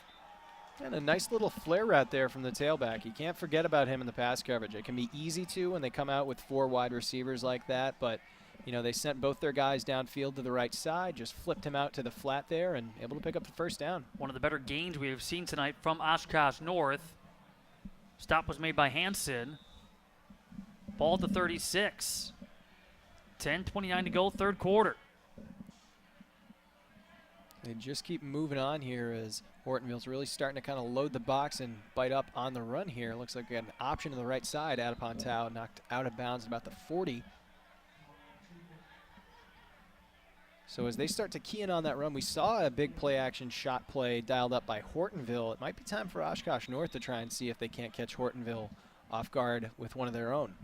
Now Tau is one of the seniors playing his final game here tonight. Question now becomes Alex Garland. Does he become the full-time varsity starting QB next year? He certainly has had his fair share of experience this year. Had a couple of games of experience last year with the team's number 2 rusher. Does he automatically take that spot, or will that be an open battle as Tau, well, after the whistle got thrown down, and that was Tyler Sanofsky who carried that tackle through. And as you said earlier in the broadcast, Matt, you know, this is a coaching staff that has switched quarterbacks up, or at least had a number of guys throw passes this year. And, you know, Justin Ware, a coach, certainly not afraid to try different things. And that's kind of what you have to do when you're trying to get your first win in a year or two. So I think it'll be a relatively open quarterback position if there's someone who comes in that they think gives them a better chance. But for now, they do have Tau, who's trying to march them across midfield. And now a jump pass is going to be hauled in by Christie. He's got a first down for Oshkosh North. And Christie's been another one of those bright spots for an Oshkosh North team that struggled a little bit offensively, defensively. We saw him get a nice little interception on the sideline nearest us in the first half, and, you know, made a couple nice moves out there on return. So he's a shifty guy. If you can get the ball into his hands, he'll generally get you a couple yards per touch. Under 9.5 to go here in the third. Polar Bears by 4 scores, but the Spartans on the move. One of their better drives they've been able to produce so far. Couple of first downs. Tesmer in motion. Tau. And he drops, and rolls across that 45. He's at the 44. Now, when we talk about that quarterback possibility come next year, the Spartans were in that same boat coming into this season. They had a brand new quarterback trying to figure out how to fill that void in Wesley Lowe. Getting the opportunity. He's been gone, hasn't made an appearance since the 28th of September. So Tau has been asked to do a little bit of everything. Garland, same thing. Yeah, and this is a system where you're not just sitting back there being a pocket passer. It's kind of closer to an option scheme, and, you know, as you can see the way they're lined up, almost looks like a flexbone fit. Obviously, in a true flexbone, the quarterback is under center. Your wingbacks are a little bit tighter, but a lot of pre-snap motion. Looks a little bit like that option offense Georgia Tech likes to run, as we have timeout called here? Yeah, I got to believe that. That gets frustrating, too, if you're Coach Wera, because he used all 3 of his timeouts in that first half, too. And you had your offense moving, but you could already see as a number of players looked over the sideline. I'm not sure there's confusion if not everyone's on the same game plan, but it's happened a few times on this drive before the ball snapped where everyone's kind of looking over and they almost look and a little more on the confused side of things. That's just kind of a discipline thing, and as you said, that's something you shouldn't be having a problem with this late in the season here, as Hortonville looks like they're out there having a little bit of fun on the sideline in the YMCA here.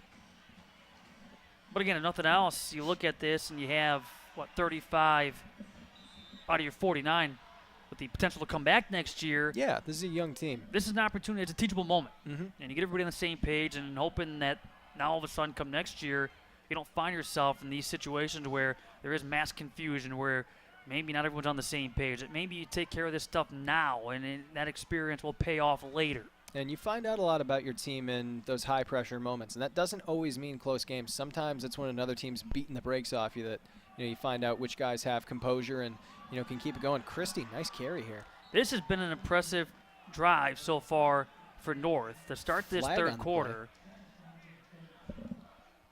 Now, will it be a block in the back or a hold? Flip a coin. I was going to say, those have been the calls that have cost the Spartans tonight, and it looks like it's going to be a hold against North. Yeah, blocking the back, that's easy enough to clean up. Just tell your guys, if you can see the back of his jersey, these teams don't have nameplates, but if you can, they always say if you can see the nameplate, just don't touch him. And that'll negate what had been a really nice carry there for Oshkosh North. 8:24 left here in the third. Spartans trying to avoid a 20th consecutive loss. Missed the playoffs last year. First time since back-to-back. Missed playoff appearances in 2010, 2011. They'll miss the playoffs again this year. I'm guaranteeing, and Hortonville was in the same boat last year when they missed the playoffs.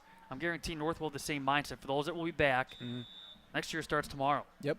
Or when this game comes to a close and already start to prepare with, okay, even if you play multiple sports, you're still in the back of your mind thinking, what do I got to do to get myself ready for the next football season? Yeah, and if I'm Coach Justin Ware, I'm telling my guys, remember this feeling. Remember what it was like to be at the end of a year. Even if you do win tonight, remember what it was like to be winless for this long. You don't want to be back here again next year, and that can be a really good key motivator. And as you said, trying to work also with the youth program, coming in, trying to funnel in more guys, get more guys out on the field, saying, hey, let's change the culture here. Let's be part of the turnaround. This was a team, as you said, a few short years ago, 2013, they were in the state championship against Kimberly. They were up there with the big dogs. They certainly have the talent to do that. Just kind of comes down to execution at times. Apparently it's 2nd and 1 after that holding call, and Stulo will have the first down. Nice job there by Adipon Tau, really carrying out his fake. I actually thought he still had the ball there. Now, Hortonville was in that mindset last year. They missed the playoffs. It was a disappointing year. I think there was a lot of high expectations surrounding the Hortonville program, and all the players said the same thing. As soon as that last game ended, that 74-0 rout of Oshkosh North, it was on next year already. Yeah, and Coach Tom Colasso spoke very highly of this senior class here at Hortonville. He said these guys were on the ball, making sure everybody was doing it right every day in practice, getting their jobs done, working really hard. And whoa, smacked there in the backfield was Tau. He was trying to play footloose, not to be.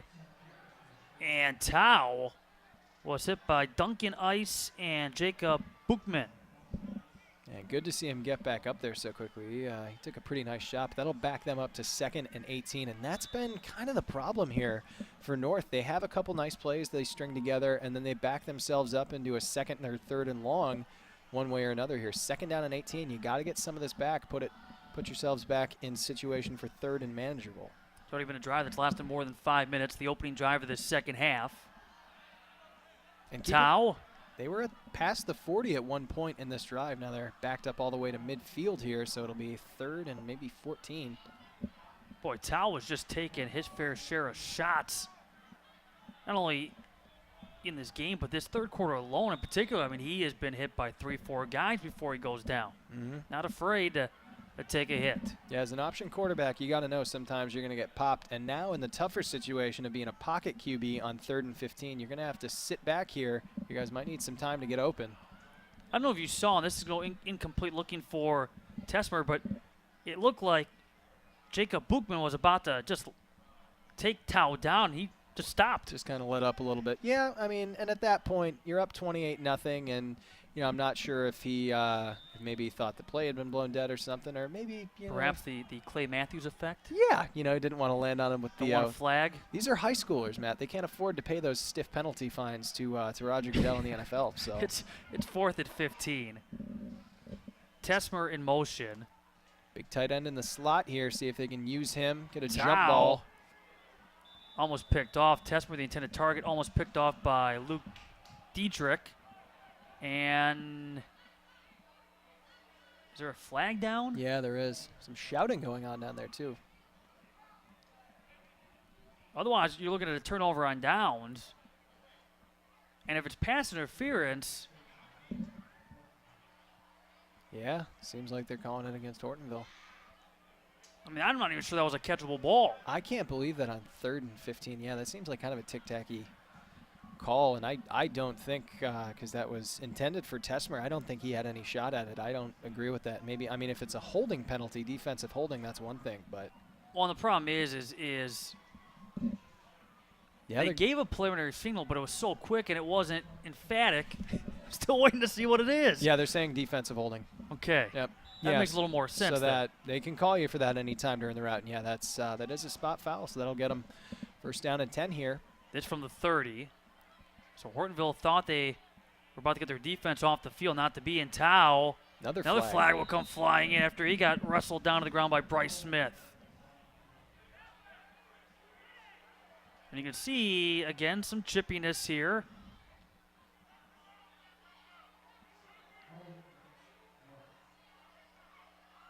And that's interesting to see coming off, what was I'm sure a very high emotional stakes game last week, the Oshkosh crosstown rivalry, North versus West. But that was another game where Coach Justin Wera, they got a lot of points put on him. West smacked him around pretty good, dropped 52 on him, but he said he was really proud of his players. He thought they handled it with class, and he said, to be honest with you, I think my players handle the rivalry and the game better than some of the adults in town. So they maintained their composure, had fun with it, and another holding call here against North. First down and 20 here now. Nice catch by Christie in traffic. I don't maybe care for the chippiness and maybe the extracurricular activity that happens on occasion between these two teams after plays from what we've seen tonight. But if I'm a North fan, if I'm part of the coaching staff, if I'm a player, I like the fight still on your team. Yeah, absolutely. These guys have not given up, and that was another thing that Coach Wera kept stressing was, our seniors, our captains have not let anyone give in or give up on this year. We're still out there fighting, and, you want to get a win, and you just want to go out there and be competitive. It's okay to lose, but it's not okay not to try, and certainly respect to North. They haven't given up at all. Tao. Another flag. Throws it incomplete. It flew over the hand of Crumry. 5:01 left in this third, and it's been North who's had the football the entire quarter so far. Just a mess of penalties these last couple of plays. They keep going backwards. Yep. They have been up as far as the 30 here at a point, and backed way back. Another holding call.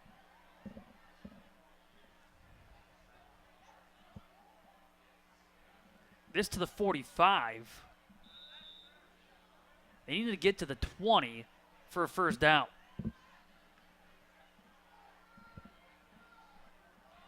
So 2nd and 35. And not a lot of plays in the playbook for 2nd and 35, Matt. Yeah, tough. Maybe you throw something just kind of underneath the Christie here, let him try to pick up some of it here so you can be in a situation to at least take a shot on 3rd down. Batted away, Tao. Looking to swing at the Stulo, and instead it was batted by Jacob Buchman. A nice job there by Buchman to still try to finish the play, jump on it. You never really know if the play's dead there, so good job, good awareness, and nice job batting the ball away. Going to bring up a 3rd and very, very long.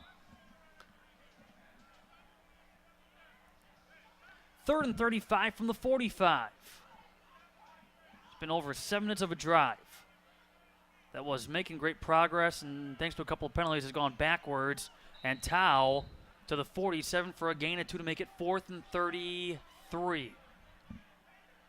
And so a drive that has taken up the entire second quarter here, or the entire 3rd quarter here so far, ultimately going to stall out as a result of penalties. That's unfortunate to see because they did have some momentum at a couple of points in this drive. Tao had a few nice runs, couple nice completions underneath to his receivers. Again, really no answer in stopping Tao for a while until penalties took away some of his runs. Geezy dropping the football and recovering. And that's saying something for Adipon Tao because, as you said, they kind of know what's coming at this point. They sort of know he's going to be one of the 1 or 2 weapons that North is keying in on. And when the defense is able to key in on you and you're still able to rumble ahead for some yardage, that speaks to your athleticism. And keep in mind, this is a guy who trots back out onto the field now to play safety. Coming on the field right now as we speak. Same thing with Kyle Allen on the offense for the first time. And what do we got here? Apparently another penalty.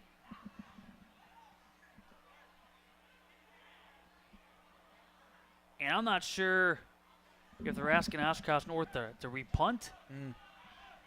They have a hold. They just called holding again on Oshkosh North.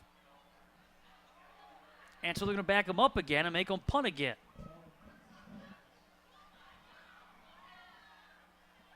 Remember, it was 4th and 33. It just became 4th and forever. Fourth and Appleton here. No kidding.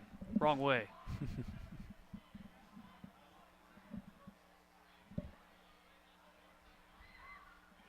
It's 4th and 42.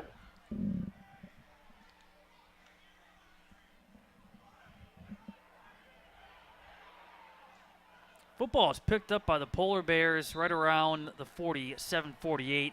It was picked up on by Jacob Buchman.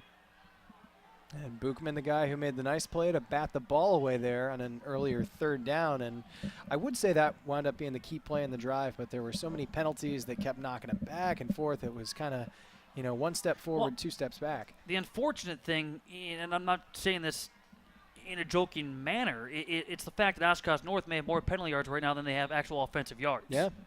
Just a plethora of holding penalties during that drive. Mm-hmm. Such a promising start to that drive, too. Yeah, it hasn't been ineptitude by the offense. It's just been, if anything, just, some disciplinary issues and, execution-wise. But meanwhile, this Hortonville run game that's been so good here early on in this game, they'll kind of get the ball now with a chance to sort of start running the clock out. 2nd down, 8 following the 2-yard run for Jose Concepcion, who has 2 rushing touchdowns in the game. No scoring yet in this third, but then again, this is the first time the Polar Bears have the ball after almost an 8-minute drive that produced no score for Oshkosh North. Concepcion able to stay in bounds. Now he's forced to the sideline. I want to go back to, we were talking about the mindset last year with Hortonville, and Coach Tom Colasso, who is in his 3rd year as the sole head coach. He had been the co-head coach for 4 years with his father, Andy, who was still the activities director at Hortonville High School. Mm-hmm. But the Polar Bears and Coach Colasso said that this isn't as important of a year as Hortonville has ever had because we're looking to bounce back here. And he talked about that was the mindset coming into the season. Concepcion, trying to get to the 35. But talking about the importance of this season, and with this senior class of 12 and the 56-player roster, this is one of those where certainly the team was upset about not making the postseason. They were disappointed, but they didn't want to dwell on it. They quickly try to forget about it and move on and just focus on 2018. But he said that we were looking to show people what we're about, that we moved on from last year. A team that works hard, plays together, has a lot of fun in the process. It just felt like, hey, if we go out there and take care of what we got to take care of and focus and execute the game plan, the wins will follow, the playoffs will happen. That completion from Allen. Allen the throw, finding Parker Lawrence. And nice toe tap there by Parker Lawrence. As you said, this is a guy in Tom Colasso his family's got deep roots within this entire Hortonville school district, and the culture of the program is very important for him. And this is not a school that typically misses the postseason. That was a big deal for them. I'm sure a bit of an embarrassing thing. So, dedicated to getting back there. But as you said, not just to get revenge or anything for last year, but to prove that this is our culture, this is our program. We are a playoff team year after year.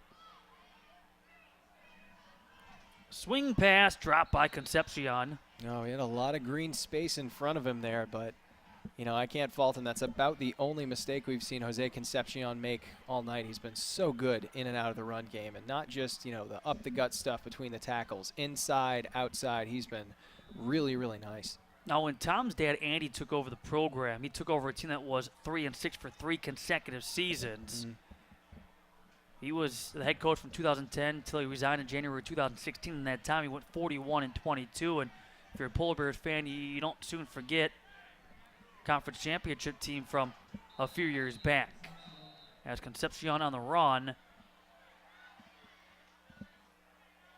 you go through time, and even before they joined the Valley Football Association South, they were part of the Bay. They won the Bay in 2013, and a dramatic win at West Superior, who had a claim of the Bay Conference, seemed like for year after year after year, and Polar Bears were able to take care of business there.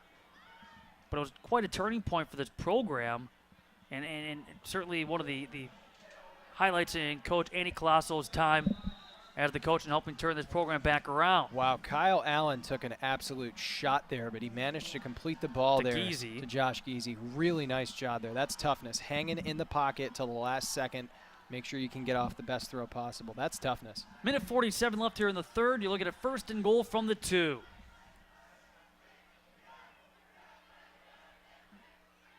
As the Polar Bears break their huddle.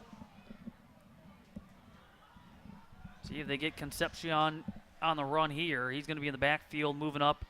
Gage Payne. Concepcion looking for his 3rd rushing touchdown of the game, and he'll get it. A 2-yard rushing score.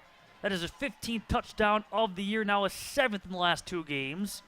He's going to be going into the playoffs with a lot of confidence. Yeah, hat trick for him tonight here. That's a pretty good way to end your last game of the season. And I would guess up 35-0 now with if they get the PAT. With the pending PAT, of course. But I don't know, I think the soccer cleats be enough to knock it through here. I think we'll be good. She's been very good on PATs all night.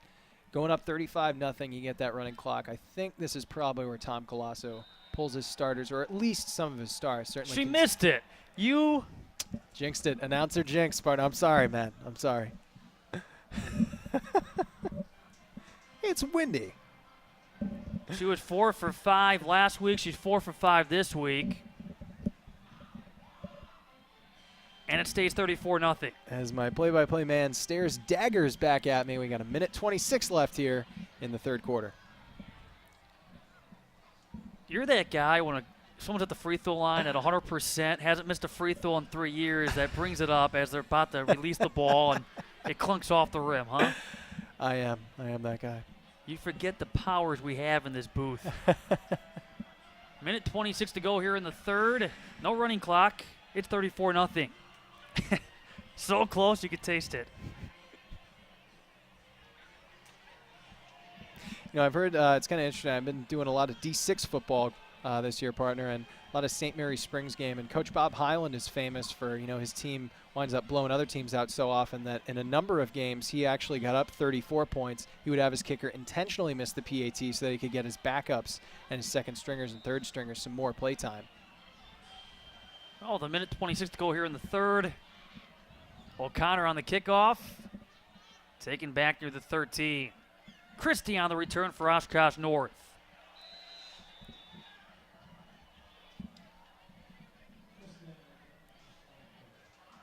Well, Jose Concepcion with 3 rushing touchdowns. Dylan Schmidt with a rushing touchdown. Parker Lawrence with a touchdown reception.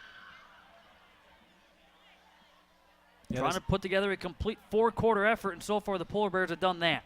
And spreading the ball around really nicely. It can be tempting when you have a star like Concepcion who's so good to just kind of, key in on him in your game plan, feed him, and sort of forget about the other guys. But that's not something that Colasso likes to do. And, in fact, quite the opposite. He takes pride in being a really balanced offense, really proud of how unselfish his guys were. And he loves it because, scheming up offense, if they're going to key in on your running backs, that opens up your receivers. And if they're going to bracket one of your wideouts up top, somebody like Josh Giese, that's just going to open things up underneath. Tao underthrows his receiver. Nice job in coverage there by Luke Dietrich. Tesmer, the intended target. Coming back on that. Now, outside of the injury to Owens, that missed extra point's probably the only, I would say, negative maybe that you can take away from this game so far for the Polar Bears. And extra point misses are going to happen. Mm-hmm. I mean, it's important for, in McKenna's case, next opportunity to go back out there and knock one through and get back on track and not make it a regular thing, as we will flag fly in as Stulo knocked down with a minute 5 to go here in the third. Yeah. Penalties, though, I mean, if you're Oshkosh North, that's going to be what you come back to. When you look back, if you look back at this film, and just, making some notes in preparation at some point down the road for next year. Yeah, as you mentioned, it's not the number of mistakes, but it's what they cost you. And it's one thing to come out and lose to another team, but it's another thing to beat yourself. You don't want to be backing yourselves up, and they have stalled a couple of pretty nice drives here by just backing themselves up, getting in these third and forever situations. And when you're putting your quarterback in like 3rd and 32, it's not really reasonable for you to expect him to continue what's been a good drive. After a hit to the helmet, the penalty going against the Polar Bears. Stulo to midfield. He picks up 5. 50 seconds left here in the third. And nice job up front here again by this Hortonville front seven. Their defensive line played really well against the pass all night, and the linebacking core just been really pretty much mistake-free this entire game. Haven't given up a whole ton of yards and played pretty well. Stulo dragged down on that backside, and the flag will fly in. I'm not sure if Landon Springstroth got a piece of his collar or how he brought him down, but kind of a strange-looking tackle as he got a hold of something and just dragged him from behind. Yeah. It's going to be a personal foul. It is, in fact, a horse collar tackle with 26 seconds to go. We were in the third quarter from J.J. Keller Field at Titan Stadium in Oshkosh. Downright chilly night for football. Could be worse. It could be worse for these, or at least for Hortonville going forward in the playoffs. So if nothing else, this too is a opportunity to get themselves mentally ready. Christie, and we'll see, that should be the last play of the third. So 6 points put up on the board by the Polar Bears to enhance their lead to 34. It is 34-0 Hortonville after 3. You're tuning in to high school football from Oshkosh Media. Oshkosh Media is government programming on GovTV, community programming on Life TV, and community radio on Oshkosh FM 101.9. Explore the riches of prehistoric and early life that spans 13,000 years in the new People of the Waters exhibition at the Oshkosh Public Museum.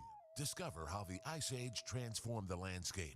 Experience living in a full-size recreated longhouse. Uncover the past and learn the secrets of the fur trade. People of the Waters, a new interactive exhibition at the Oshkosh Public Museum. Discover more at oshkoshmuseum.org. My name is Mike, and I'm the DAV. My name is Annette, and I am the DAV. I'm Lee, and I'm the DAV. I'm Dick, and I am the DAV. I'm Steve, and I'm the DAV. I'm Rod, and I'm the DAV. I'm Adam, and I'm the DAV. I am George. I am the DAV. We are the DAV. DAV, fulfilling our promises to the men and women who served. Welcome back to J.J. Keller Field at Titan Stadium here in Oshkosh. Matt Menzel, Nick Bodie, and our Oshkosh Media crew on hand. Our second game of this Week 9 football doubleheader after we watched Neenah play comeback to knock off Oshkosh West 10-7. Here it's been all Hortonville up 34-0, and they missed a PAT that would have enforced a running clock in the third. Instead, normal clock rules in effect. It was 7-0 Polar Bears after 1, 28-0 at halftime, and added a TD in the third. Tau going deep. And it's caught for a touchdown. No surprise there. Braden Christie has been one of the few bright spots out here tonight. And, good to see him there get a touchdown. He's a guy who's worked really hard in all phases for him. He's been out there returning kicks, had that nice interception. Fitting to see him get a touchdown here. A guy who's continued to fight despite the adversity he's been facing, not only tonight, but this entire season. Nice job there by Braden Christie, and a good ball thrown from Adipon Tau. Christie's second touchdown reception of the season. Both have come over the last 2 weeks on this very field. And as has been the case all year, Spartans going for 2. And that's going to go incomplete off the hands of Ethan Tesmer. 34-6 our score. The Polar Bears up with 11:53 to go. We are in the fourth. Mentioned the Polar Bears playoff bound. They will improve to 6-3 when this one goes final. North is on the verge of what will be a 20th consecutive loss. They will go into their offseason.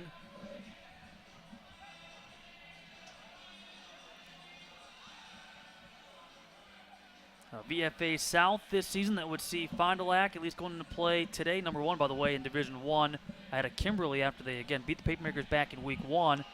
The Cardinals, a game up on Neenah. Neenah already victorious. Fond du Lac was taking on Spash. And if Spash was able to pull off that upset, then you'd have a two-way tie for first. But it's an important game for Spash because they needed a win to make the playoffs. They were in the same situation last year, and lost. But that matchup taking place tonight in Fond du Lac in a VFA West that has Marshfield, and they won the division. Wisconsin Rapids, DC Everest, and Wausau West not in the postseason. Now we're getting to that hour where some of these finals are starting to come in, and we'll see if we can't get a final in that one. As North will kick it away. And this becomes crunch time, Matt, for those teams who have been sitting at or around 500 for kind of the whole year. This is when you really got to start. And, you know, some of these guys are sitting in their conference these last game or two of the year. You got to be watching the other guys in your conference, seeing where exactly they're at. And it has gone final. All Fond du Lac tonight as they knock off Spash 42-7. And so with that final, Fond du Lac officially wins the VFA South outright. They won a piece of the title last year with Neenah. And Spash fails to make the playoffs again. Came down to that final game. Concepcion on the run.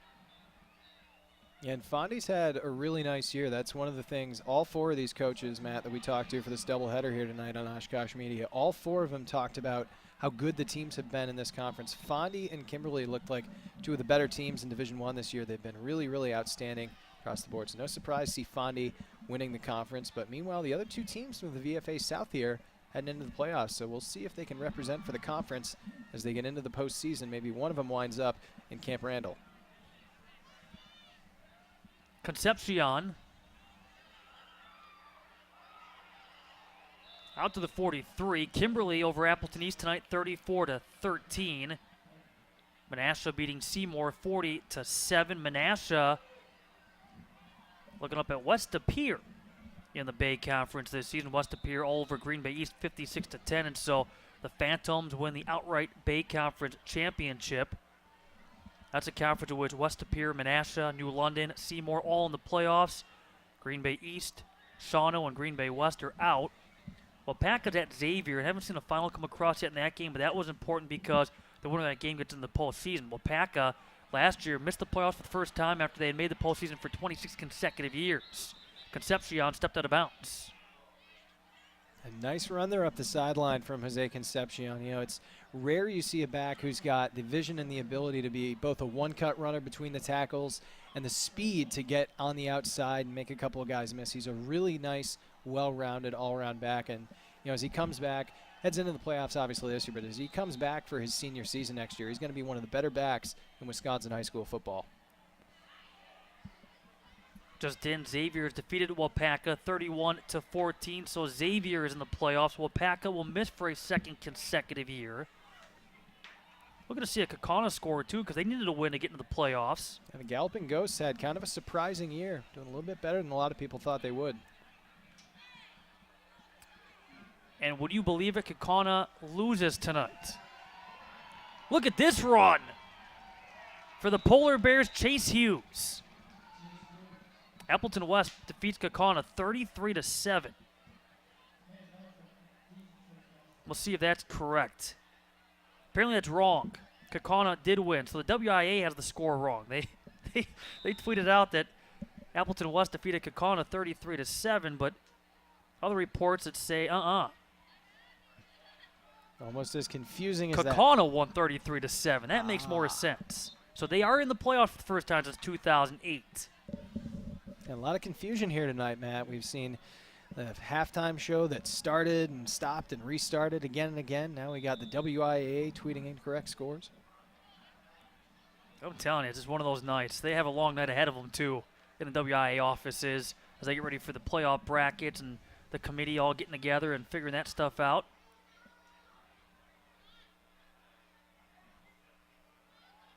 On the toss back, note that Sam Dodd is in at quarterback.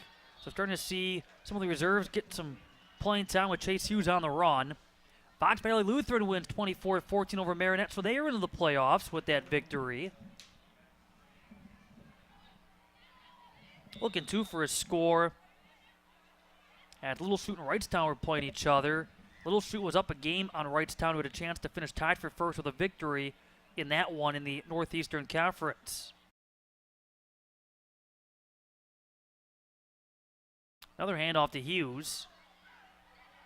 And Little Chute wins that game 38-28. It's their first conference championship outright since 1986. Some of the news and notes from around Northeast Wisconsin in high school football.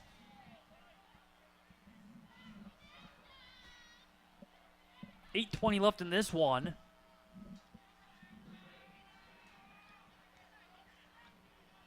Sam Dottie, 6'2", 180-pound freshman quarterback. Dottie will throw and complete at the 5. And breaking free, it's going to be a touchdown for Braden Gasser, the sophomore wide receiver. And nice completion there. Nice job by Gasser. Just catch it, take it, and go. Nice completion there.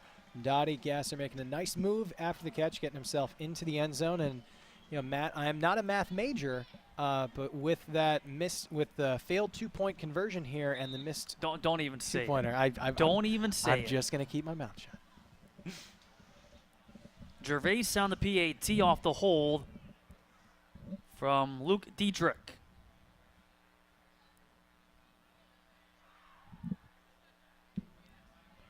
And the PAT on its way, and it is good. And a running clock will be enforced with 8:04 to go here in the fourth. You see what happens when you don't speak a word. Oh, boy. So 8:04 left here in the fourth.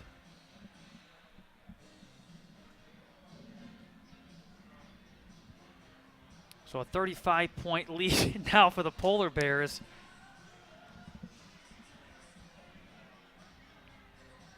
McKenna is now 5 of 6 extra points.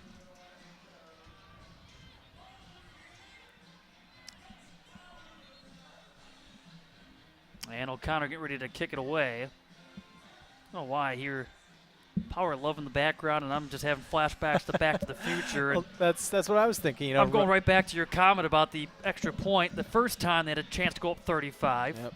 I don't know. It somehow fits. Running clock and actually back in time would have been more fitting. But to the Spartans' credit, and by the way, now the running clock's been enforced, it's the fourth quarter. No matter what North does the rest of this game, the running clock will still be enforced because we've gotten to the fourth. Oh, I'm from Sun Prairie High School, Matt. You don't need to tell me that. We went up against Arrowhead in the state title game my junior year. We had a running clock in the state championship, so I know all about how that works. But give North credit because, okay, they gave up the score and they were down 34. Kickoff goes out of bounds here. It's an illegal procedure penalty coming up. But then they come right back and put a nice drive together. We'll see Christie come through with a touchdown reception. Mm-hmm. Yeah, and Christie, as we said, you know, Christie and Tao kind of been the two guys that have been able to come out here and produce tonight. So, you know, it might not mean a lot in the final box score, but I'm sure, you know, it's a moral victory, and it's a nice to give a reward to two guys who have fought really hard. Adipon Tao has taken some really serious shots here, and Christie has been asked to carry the mail quite a bit. He's been their return man. They've been handing it off to him. He's had a couple of receptions, so you know, nice to see your workhorse guys, the guys who are in there taking the pounding and the physical abuse from a really, really talented Hortonville defense. Be able to, you know, get rewarded with the score there. And I don't mean to undersell Oshkosh North's offense. It's not just that they've struggled tonight, because they've actually looked pretty good at times, but this is a really solid Hortonville defense. They got a great front seven. Their defensive line is solid, and Bryce Smith, the middle linebacker, has just been a field general out there, commanding the troops, making sure everybody is in the right spots, wrapping up, playing consistently, and playing 4 quarters the same way that Tom Colosso wanted to make sure that they did. They came out here, they didn't overlook this opponent, they played well, they played consistently, and they finished this game. They're going to finish it, you know, with about 7:33 left to go in this game. They're going to finish well, head into the playoffs on a high note. This is what Hortonville wanted to do, and a nice recovery for a program that belongs in the playoffs. Didn't make it last year, but they'll be back to form in this season. Christie on the catch off the throw from Tao. This is now the 6th consecutive game that North has been involved in which a running clock has been enforced. 7th time this season. They've had some tough games along the way, trying to find ways to compete. Certainly last week, a disappointment against Oshkosh West. They were shut out back-to-back weeks against Fond du Lac and Marshfield. Before that, a 38-point loss against Neenah, who is going into the playoffs. They almost lost a 2nd consecutive game going into the postseason, but were able to bounce back and recover. to beat Oshkosh West tonight. Yeah, Neenah down 7-3 for much of that game, but able to rally, finally get themselves a win as they head into the playoffs. So, yeah, that's important for these coaches in the final game of the year, even if it's not determining your playoff position. As we have an interception here from Hortonville out in the secondary. This might be a pick six, Matt. That for Chase Hughes on his feet, and Chase Hughes is going to go and fumble the football inside the 5 as recover into the end zone. And the Rockets looking for an official to put his hands up in the air. After the recovery of the fumble in the end zone, that for Francis O'Connor, used to handling kickoffs, able to find the football, and O'Connor, after the ball was lost by Hughes, and the touchdown to make it 47-6. Nice score there from Hughes, and once he got his hands on that ball, he, playing for the Hortonville Rockets, he looked like he had a rocket strapped to his back there, just kind of turned on the Jets. Really a nice return there, and, solid props to his teammate having the awareness to jump on the ball there in the end zone, finish the drive out strong, and the PAT bangs through as well here. So 28-0 at halftime. And 20-6 has been the scoring differential here in the second half for the Polar Bears.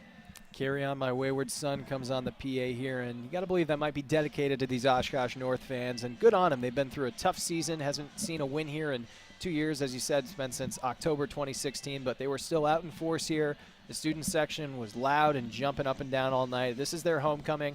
Not the way that you would like your homecoming to play out here, but they're still out here to support their team, and they'll be there after the game when Oshkosh North walks off. These Spartan fans are really doing a nice job supporting the team. It's good to see that even in these tough times, because this is a program that will bounce back. High school sports is cyclical. It is a crowd, though, that's thinning out as we get later and the temperature starts to drop even more so, but you're right. It's a loyal base right now. And a lot going on, too, besides this game. I mean, you got, you name it, other, high school football games. You have, getting ready for homecoming, the dance coming up this weekend. Got Brewers playoff baseball. There's a lot going on. I'll be back here tomorrow at 2 p.m., Matt, for UW Oshkosh's home opener of the season. They have not had a home game yet. They're going to be taking on UW Platteville. The kicker is this temperature is held steady at 34, but, folks, it's getting warmer out. It feels like 33 now. It was feeling like 29 at kickoff. Oh, so now you like 34, but when they were only ahead by 34, I want the running clock. Whatever. I'm not sure those words ever came out of my mouth, but Oshkosh North with the football here with Trayvon Lee and company. A fun night of football here. Glad to have you along on Oshkosh Media. First it was, as we mentioned, Neenah coming back to beat Oshkosh West, and here it's been Hortonville. Seen a couple of playoff teams that, again, will wait. I mean, they know they're in. They'll find out later. I mean, and trust me, there are those that are diehards that will stay up till 1:30 in the morning to find out what regional pairings they will be in and regional brackets they will be in, groupings. But then they won't find out until tomorrow afternoon where they are headed, if they're headed somewhere, if they're going to be home. Here's Stulo. Hortonville's got a new field, by the way, too. That was a big thing coming into this season, and they may have an opportunity when they go to 6-3 when this one goes final. I would venture to guess they'll be in a spot to host a playoff game. And they have a brand new field, renovated field. Used to be Aiken Field, now named as Wolf River Community Bank Stadium. Got a facelift with artificial turf. Tau, he's across the 45. Takes another big shot there after yet another good scramble. Adipon Tau has really been getting it done himself quite a bit here for this Oshkosh North team, and they're going to miss him as he finishes his final game as a senior. 4:40 to go, but new artificial turf, new bleachers, a storage shed, concession stand, bathrooms, press box, scoreboard, all that and more for their brand new home field. Went 4-1.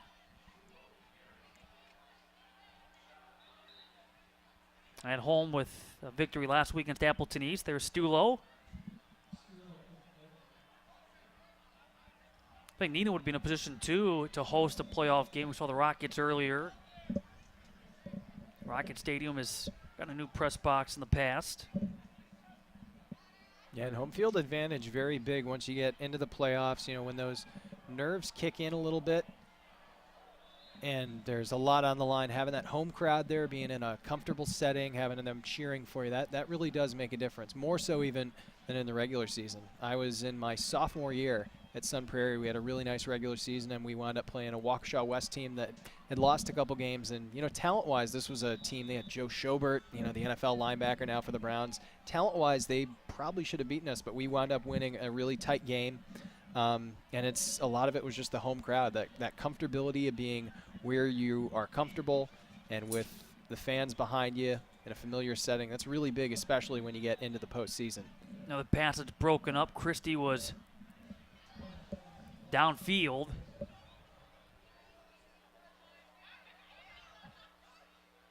Right now the Spartans with Lashad Connor out at quarterback. No, and then depending on how things pan out, of course, by level 4, you're playing at a neutral site. This is one of those venues that gets used annually, and sometimes with the Kimberly Papermakers, they've been a familiar team to be in level 4 on this very field. Pass dropped, almost intercepted by Nick Husa. He's a junior defensive back.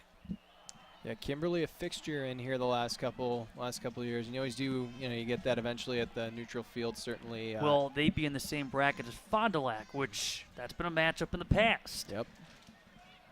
Again, both those teams having really nice years, winning their respective conference divisions in the VFA. And Kimberly is playing a little bit angry this year. They've, they lost that opening game of the season, their first loss in over, 70-plus games. And so 70 games. They've got something to come out and prove there. Yeah, Papermakers winning the VFA North for a 6th consecutive year. On a turnover on downs. And we see Dodd at QB.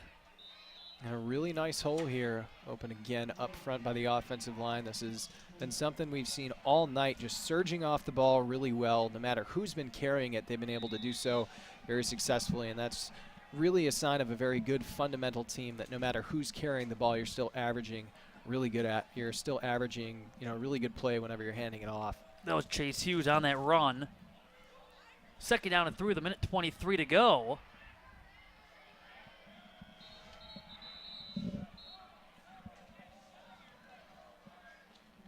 You see for the Polar Bears that run for Nathan Ricker. He is a senior.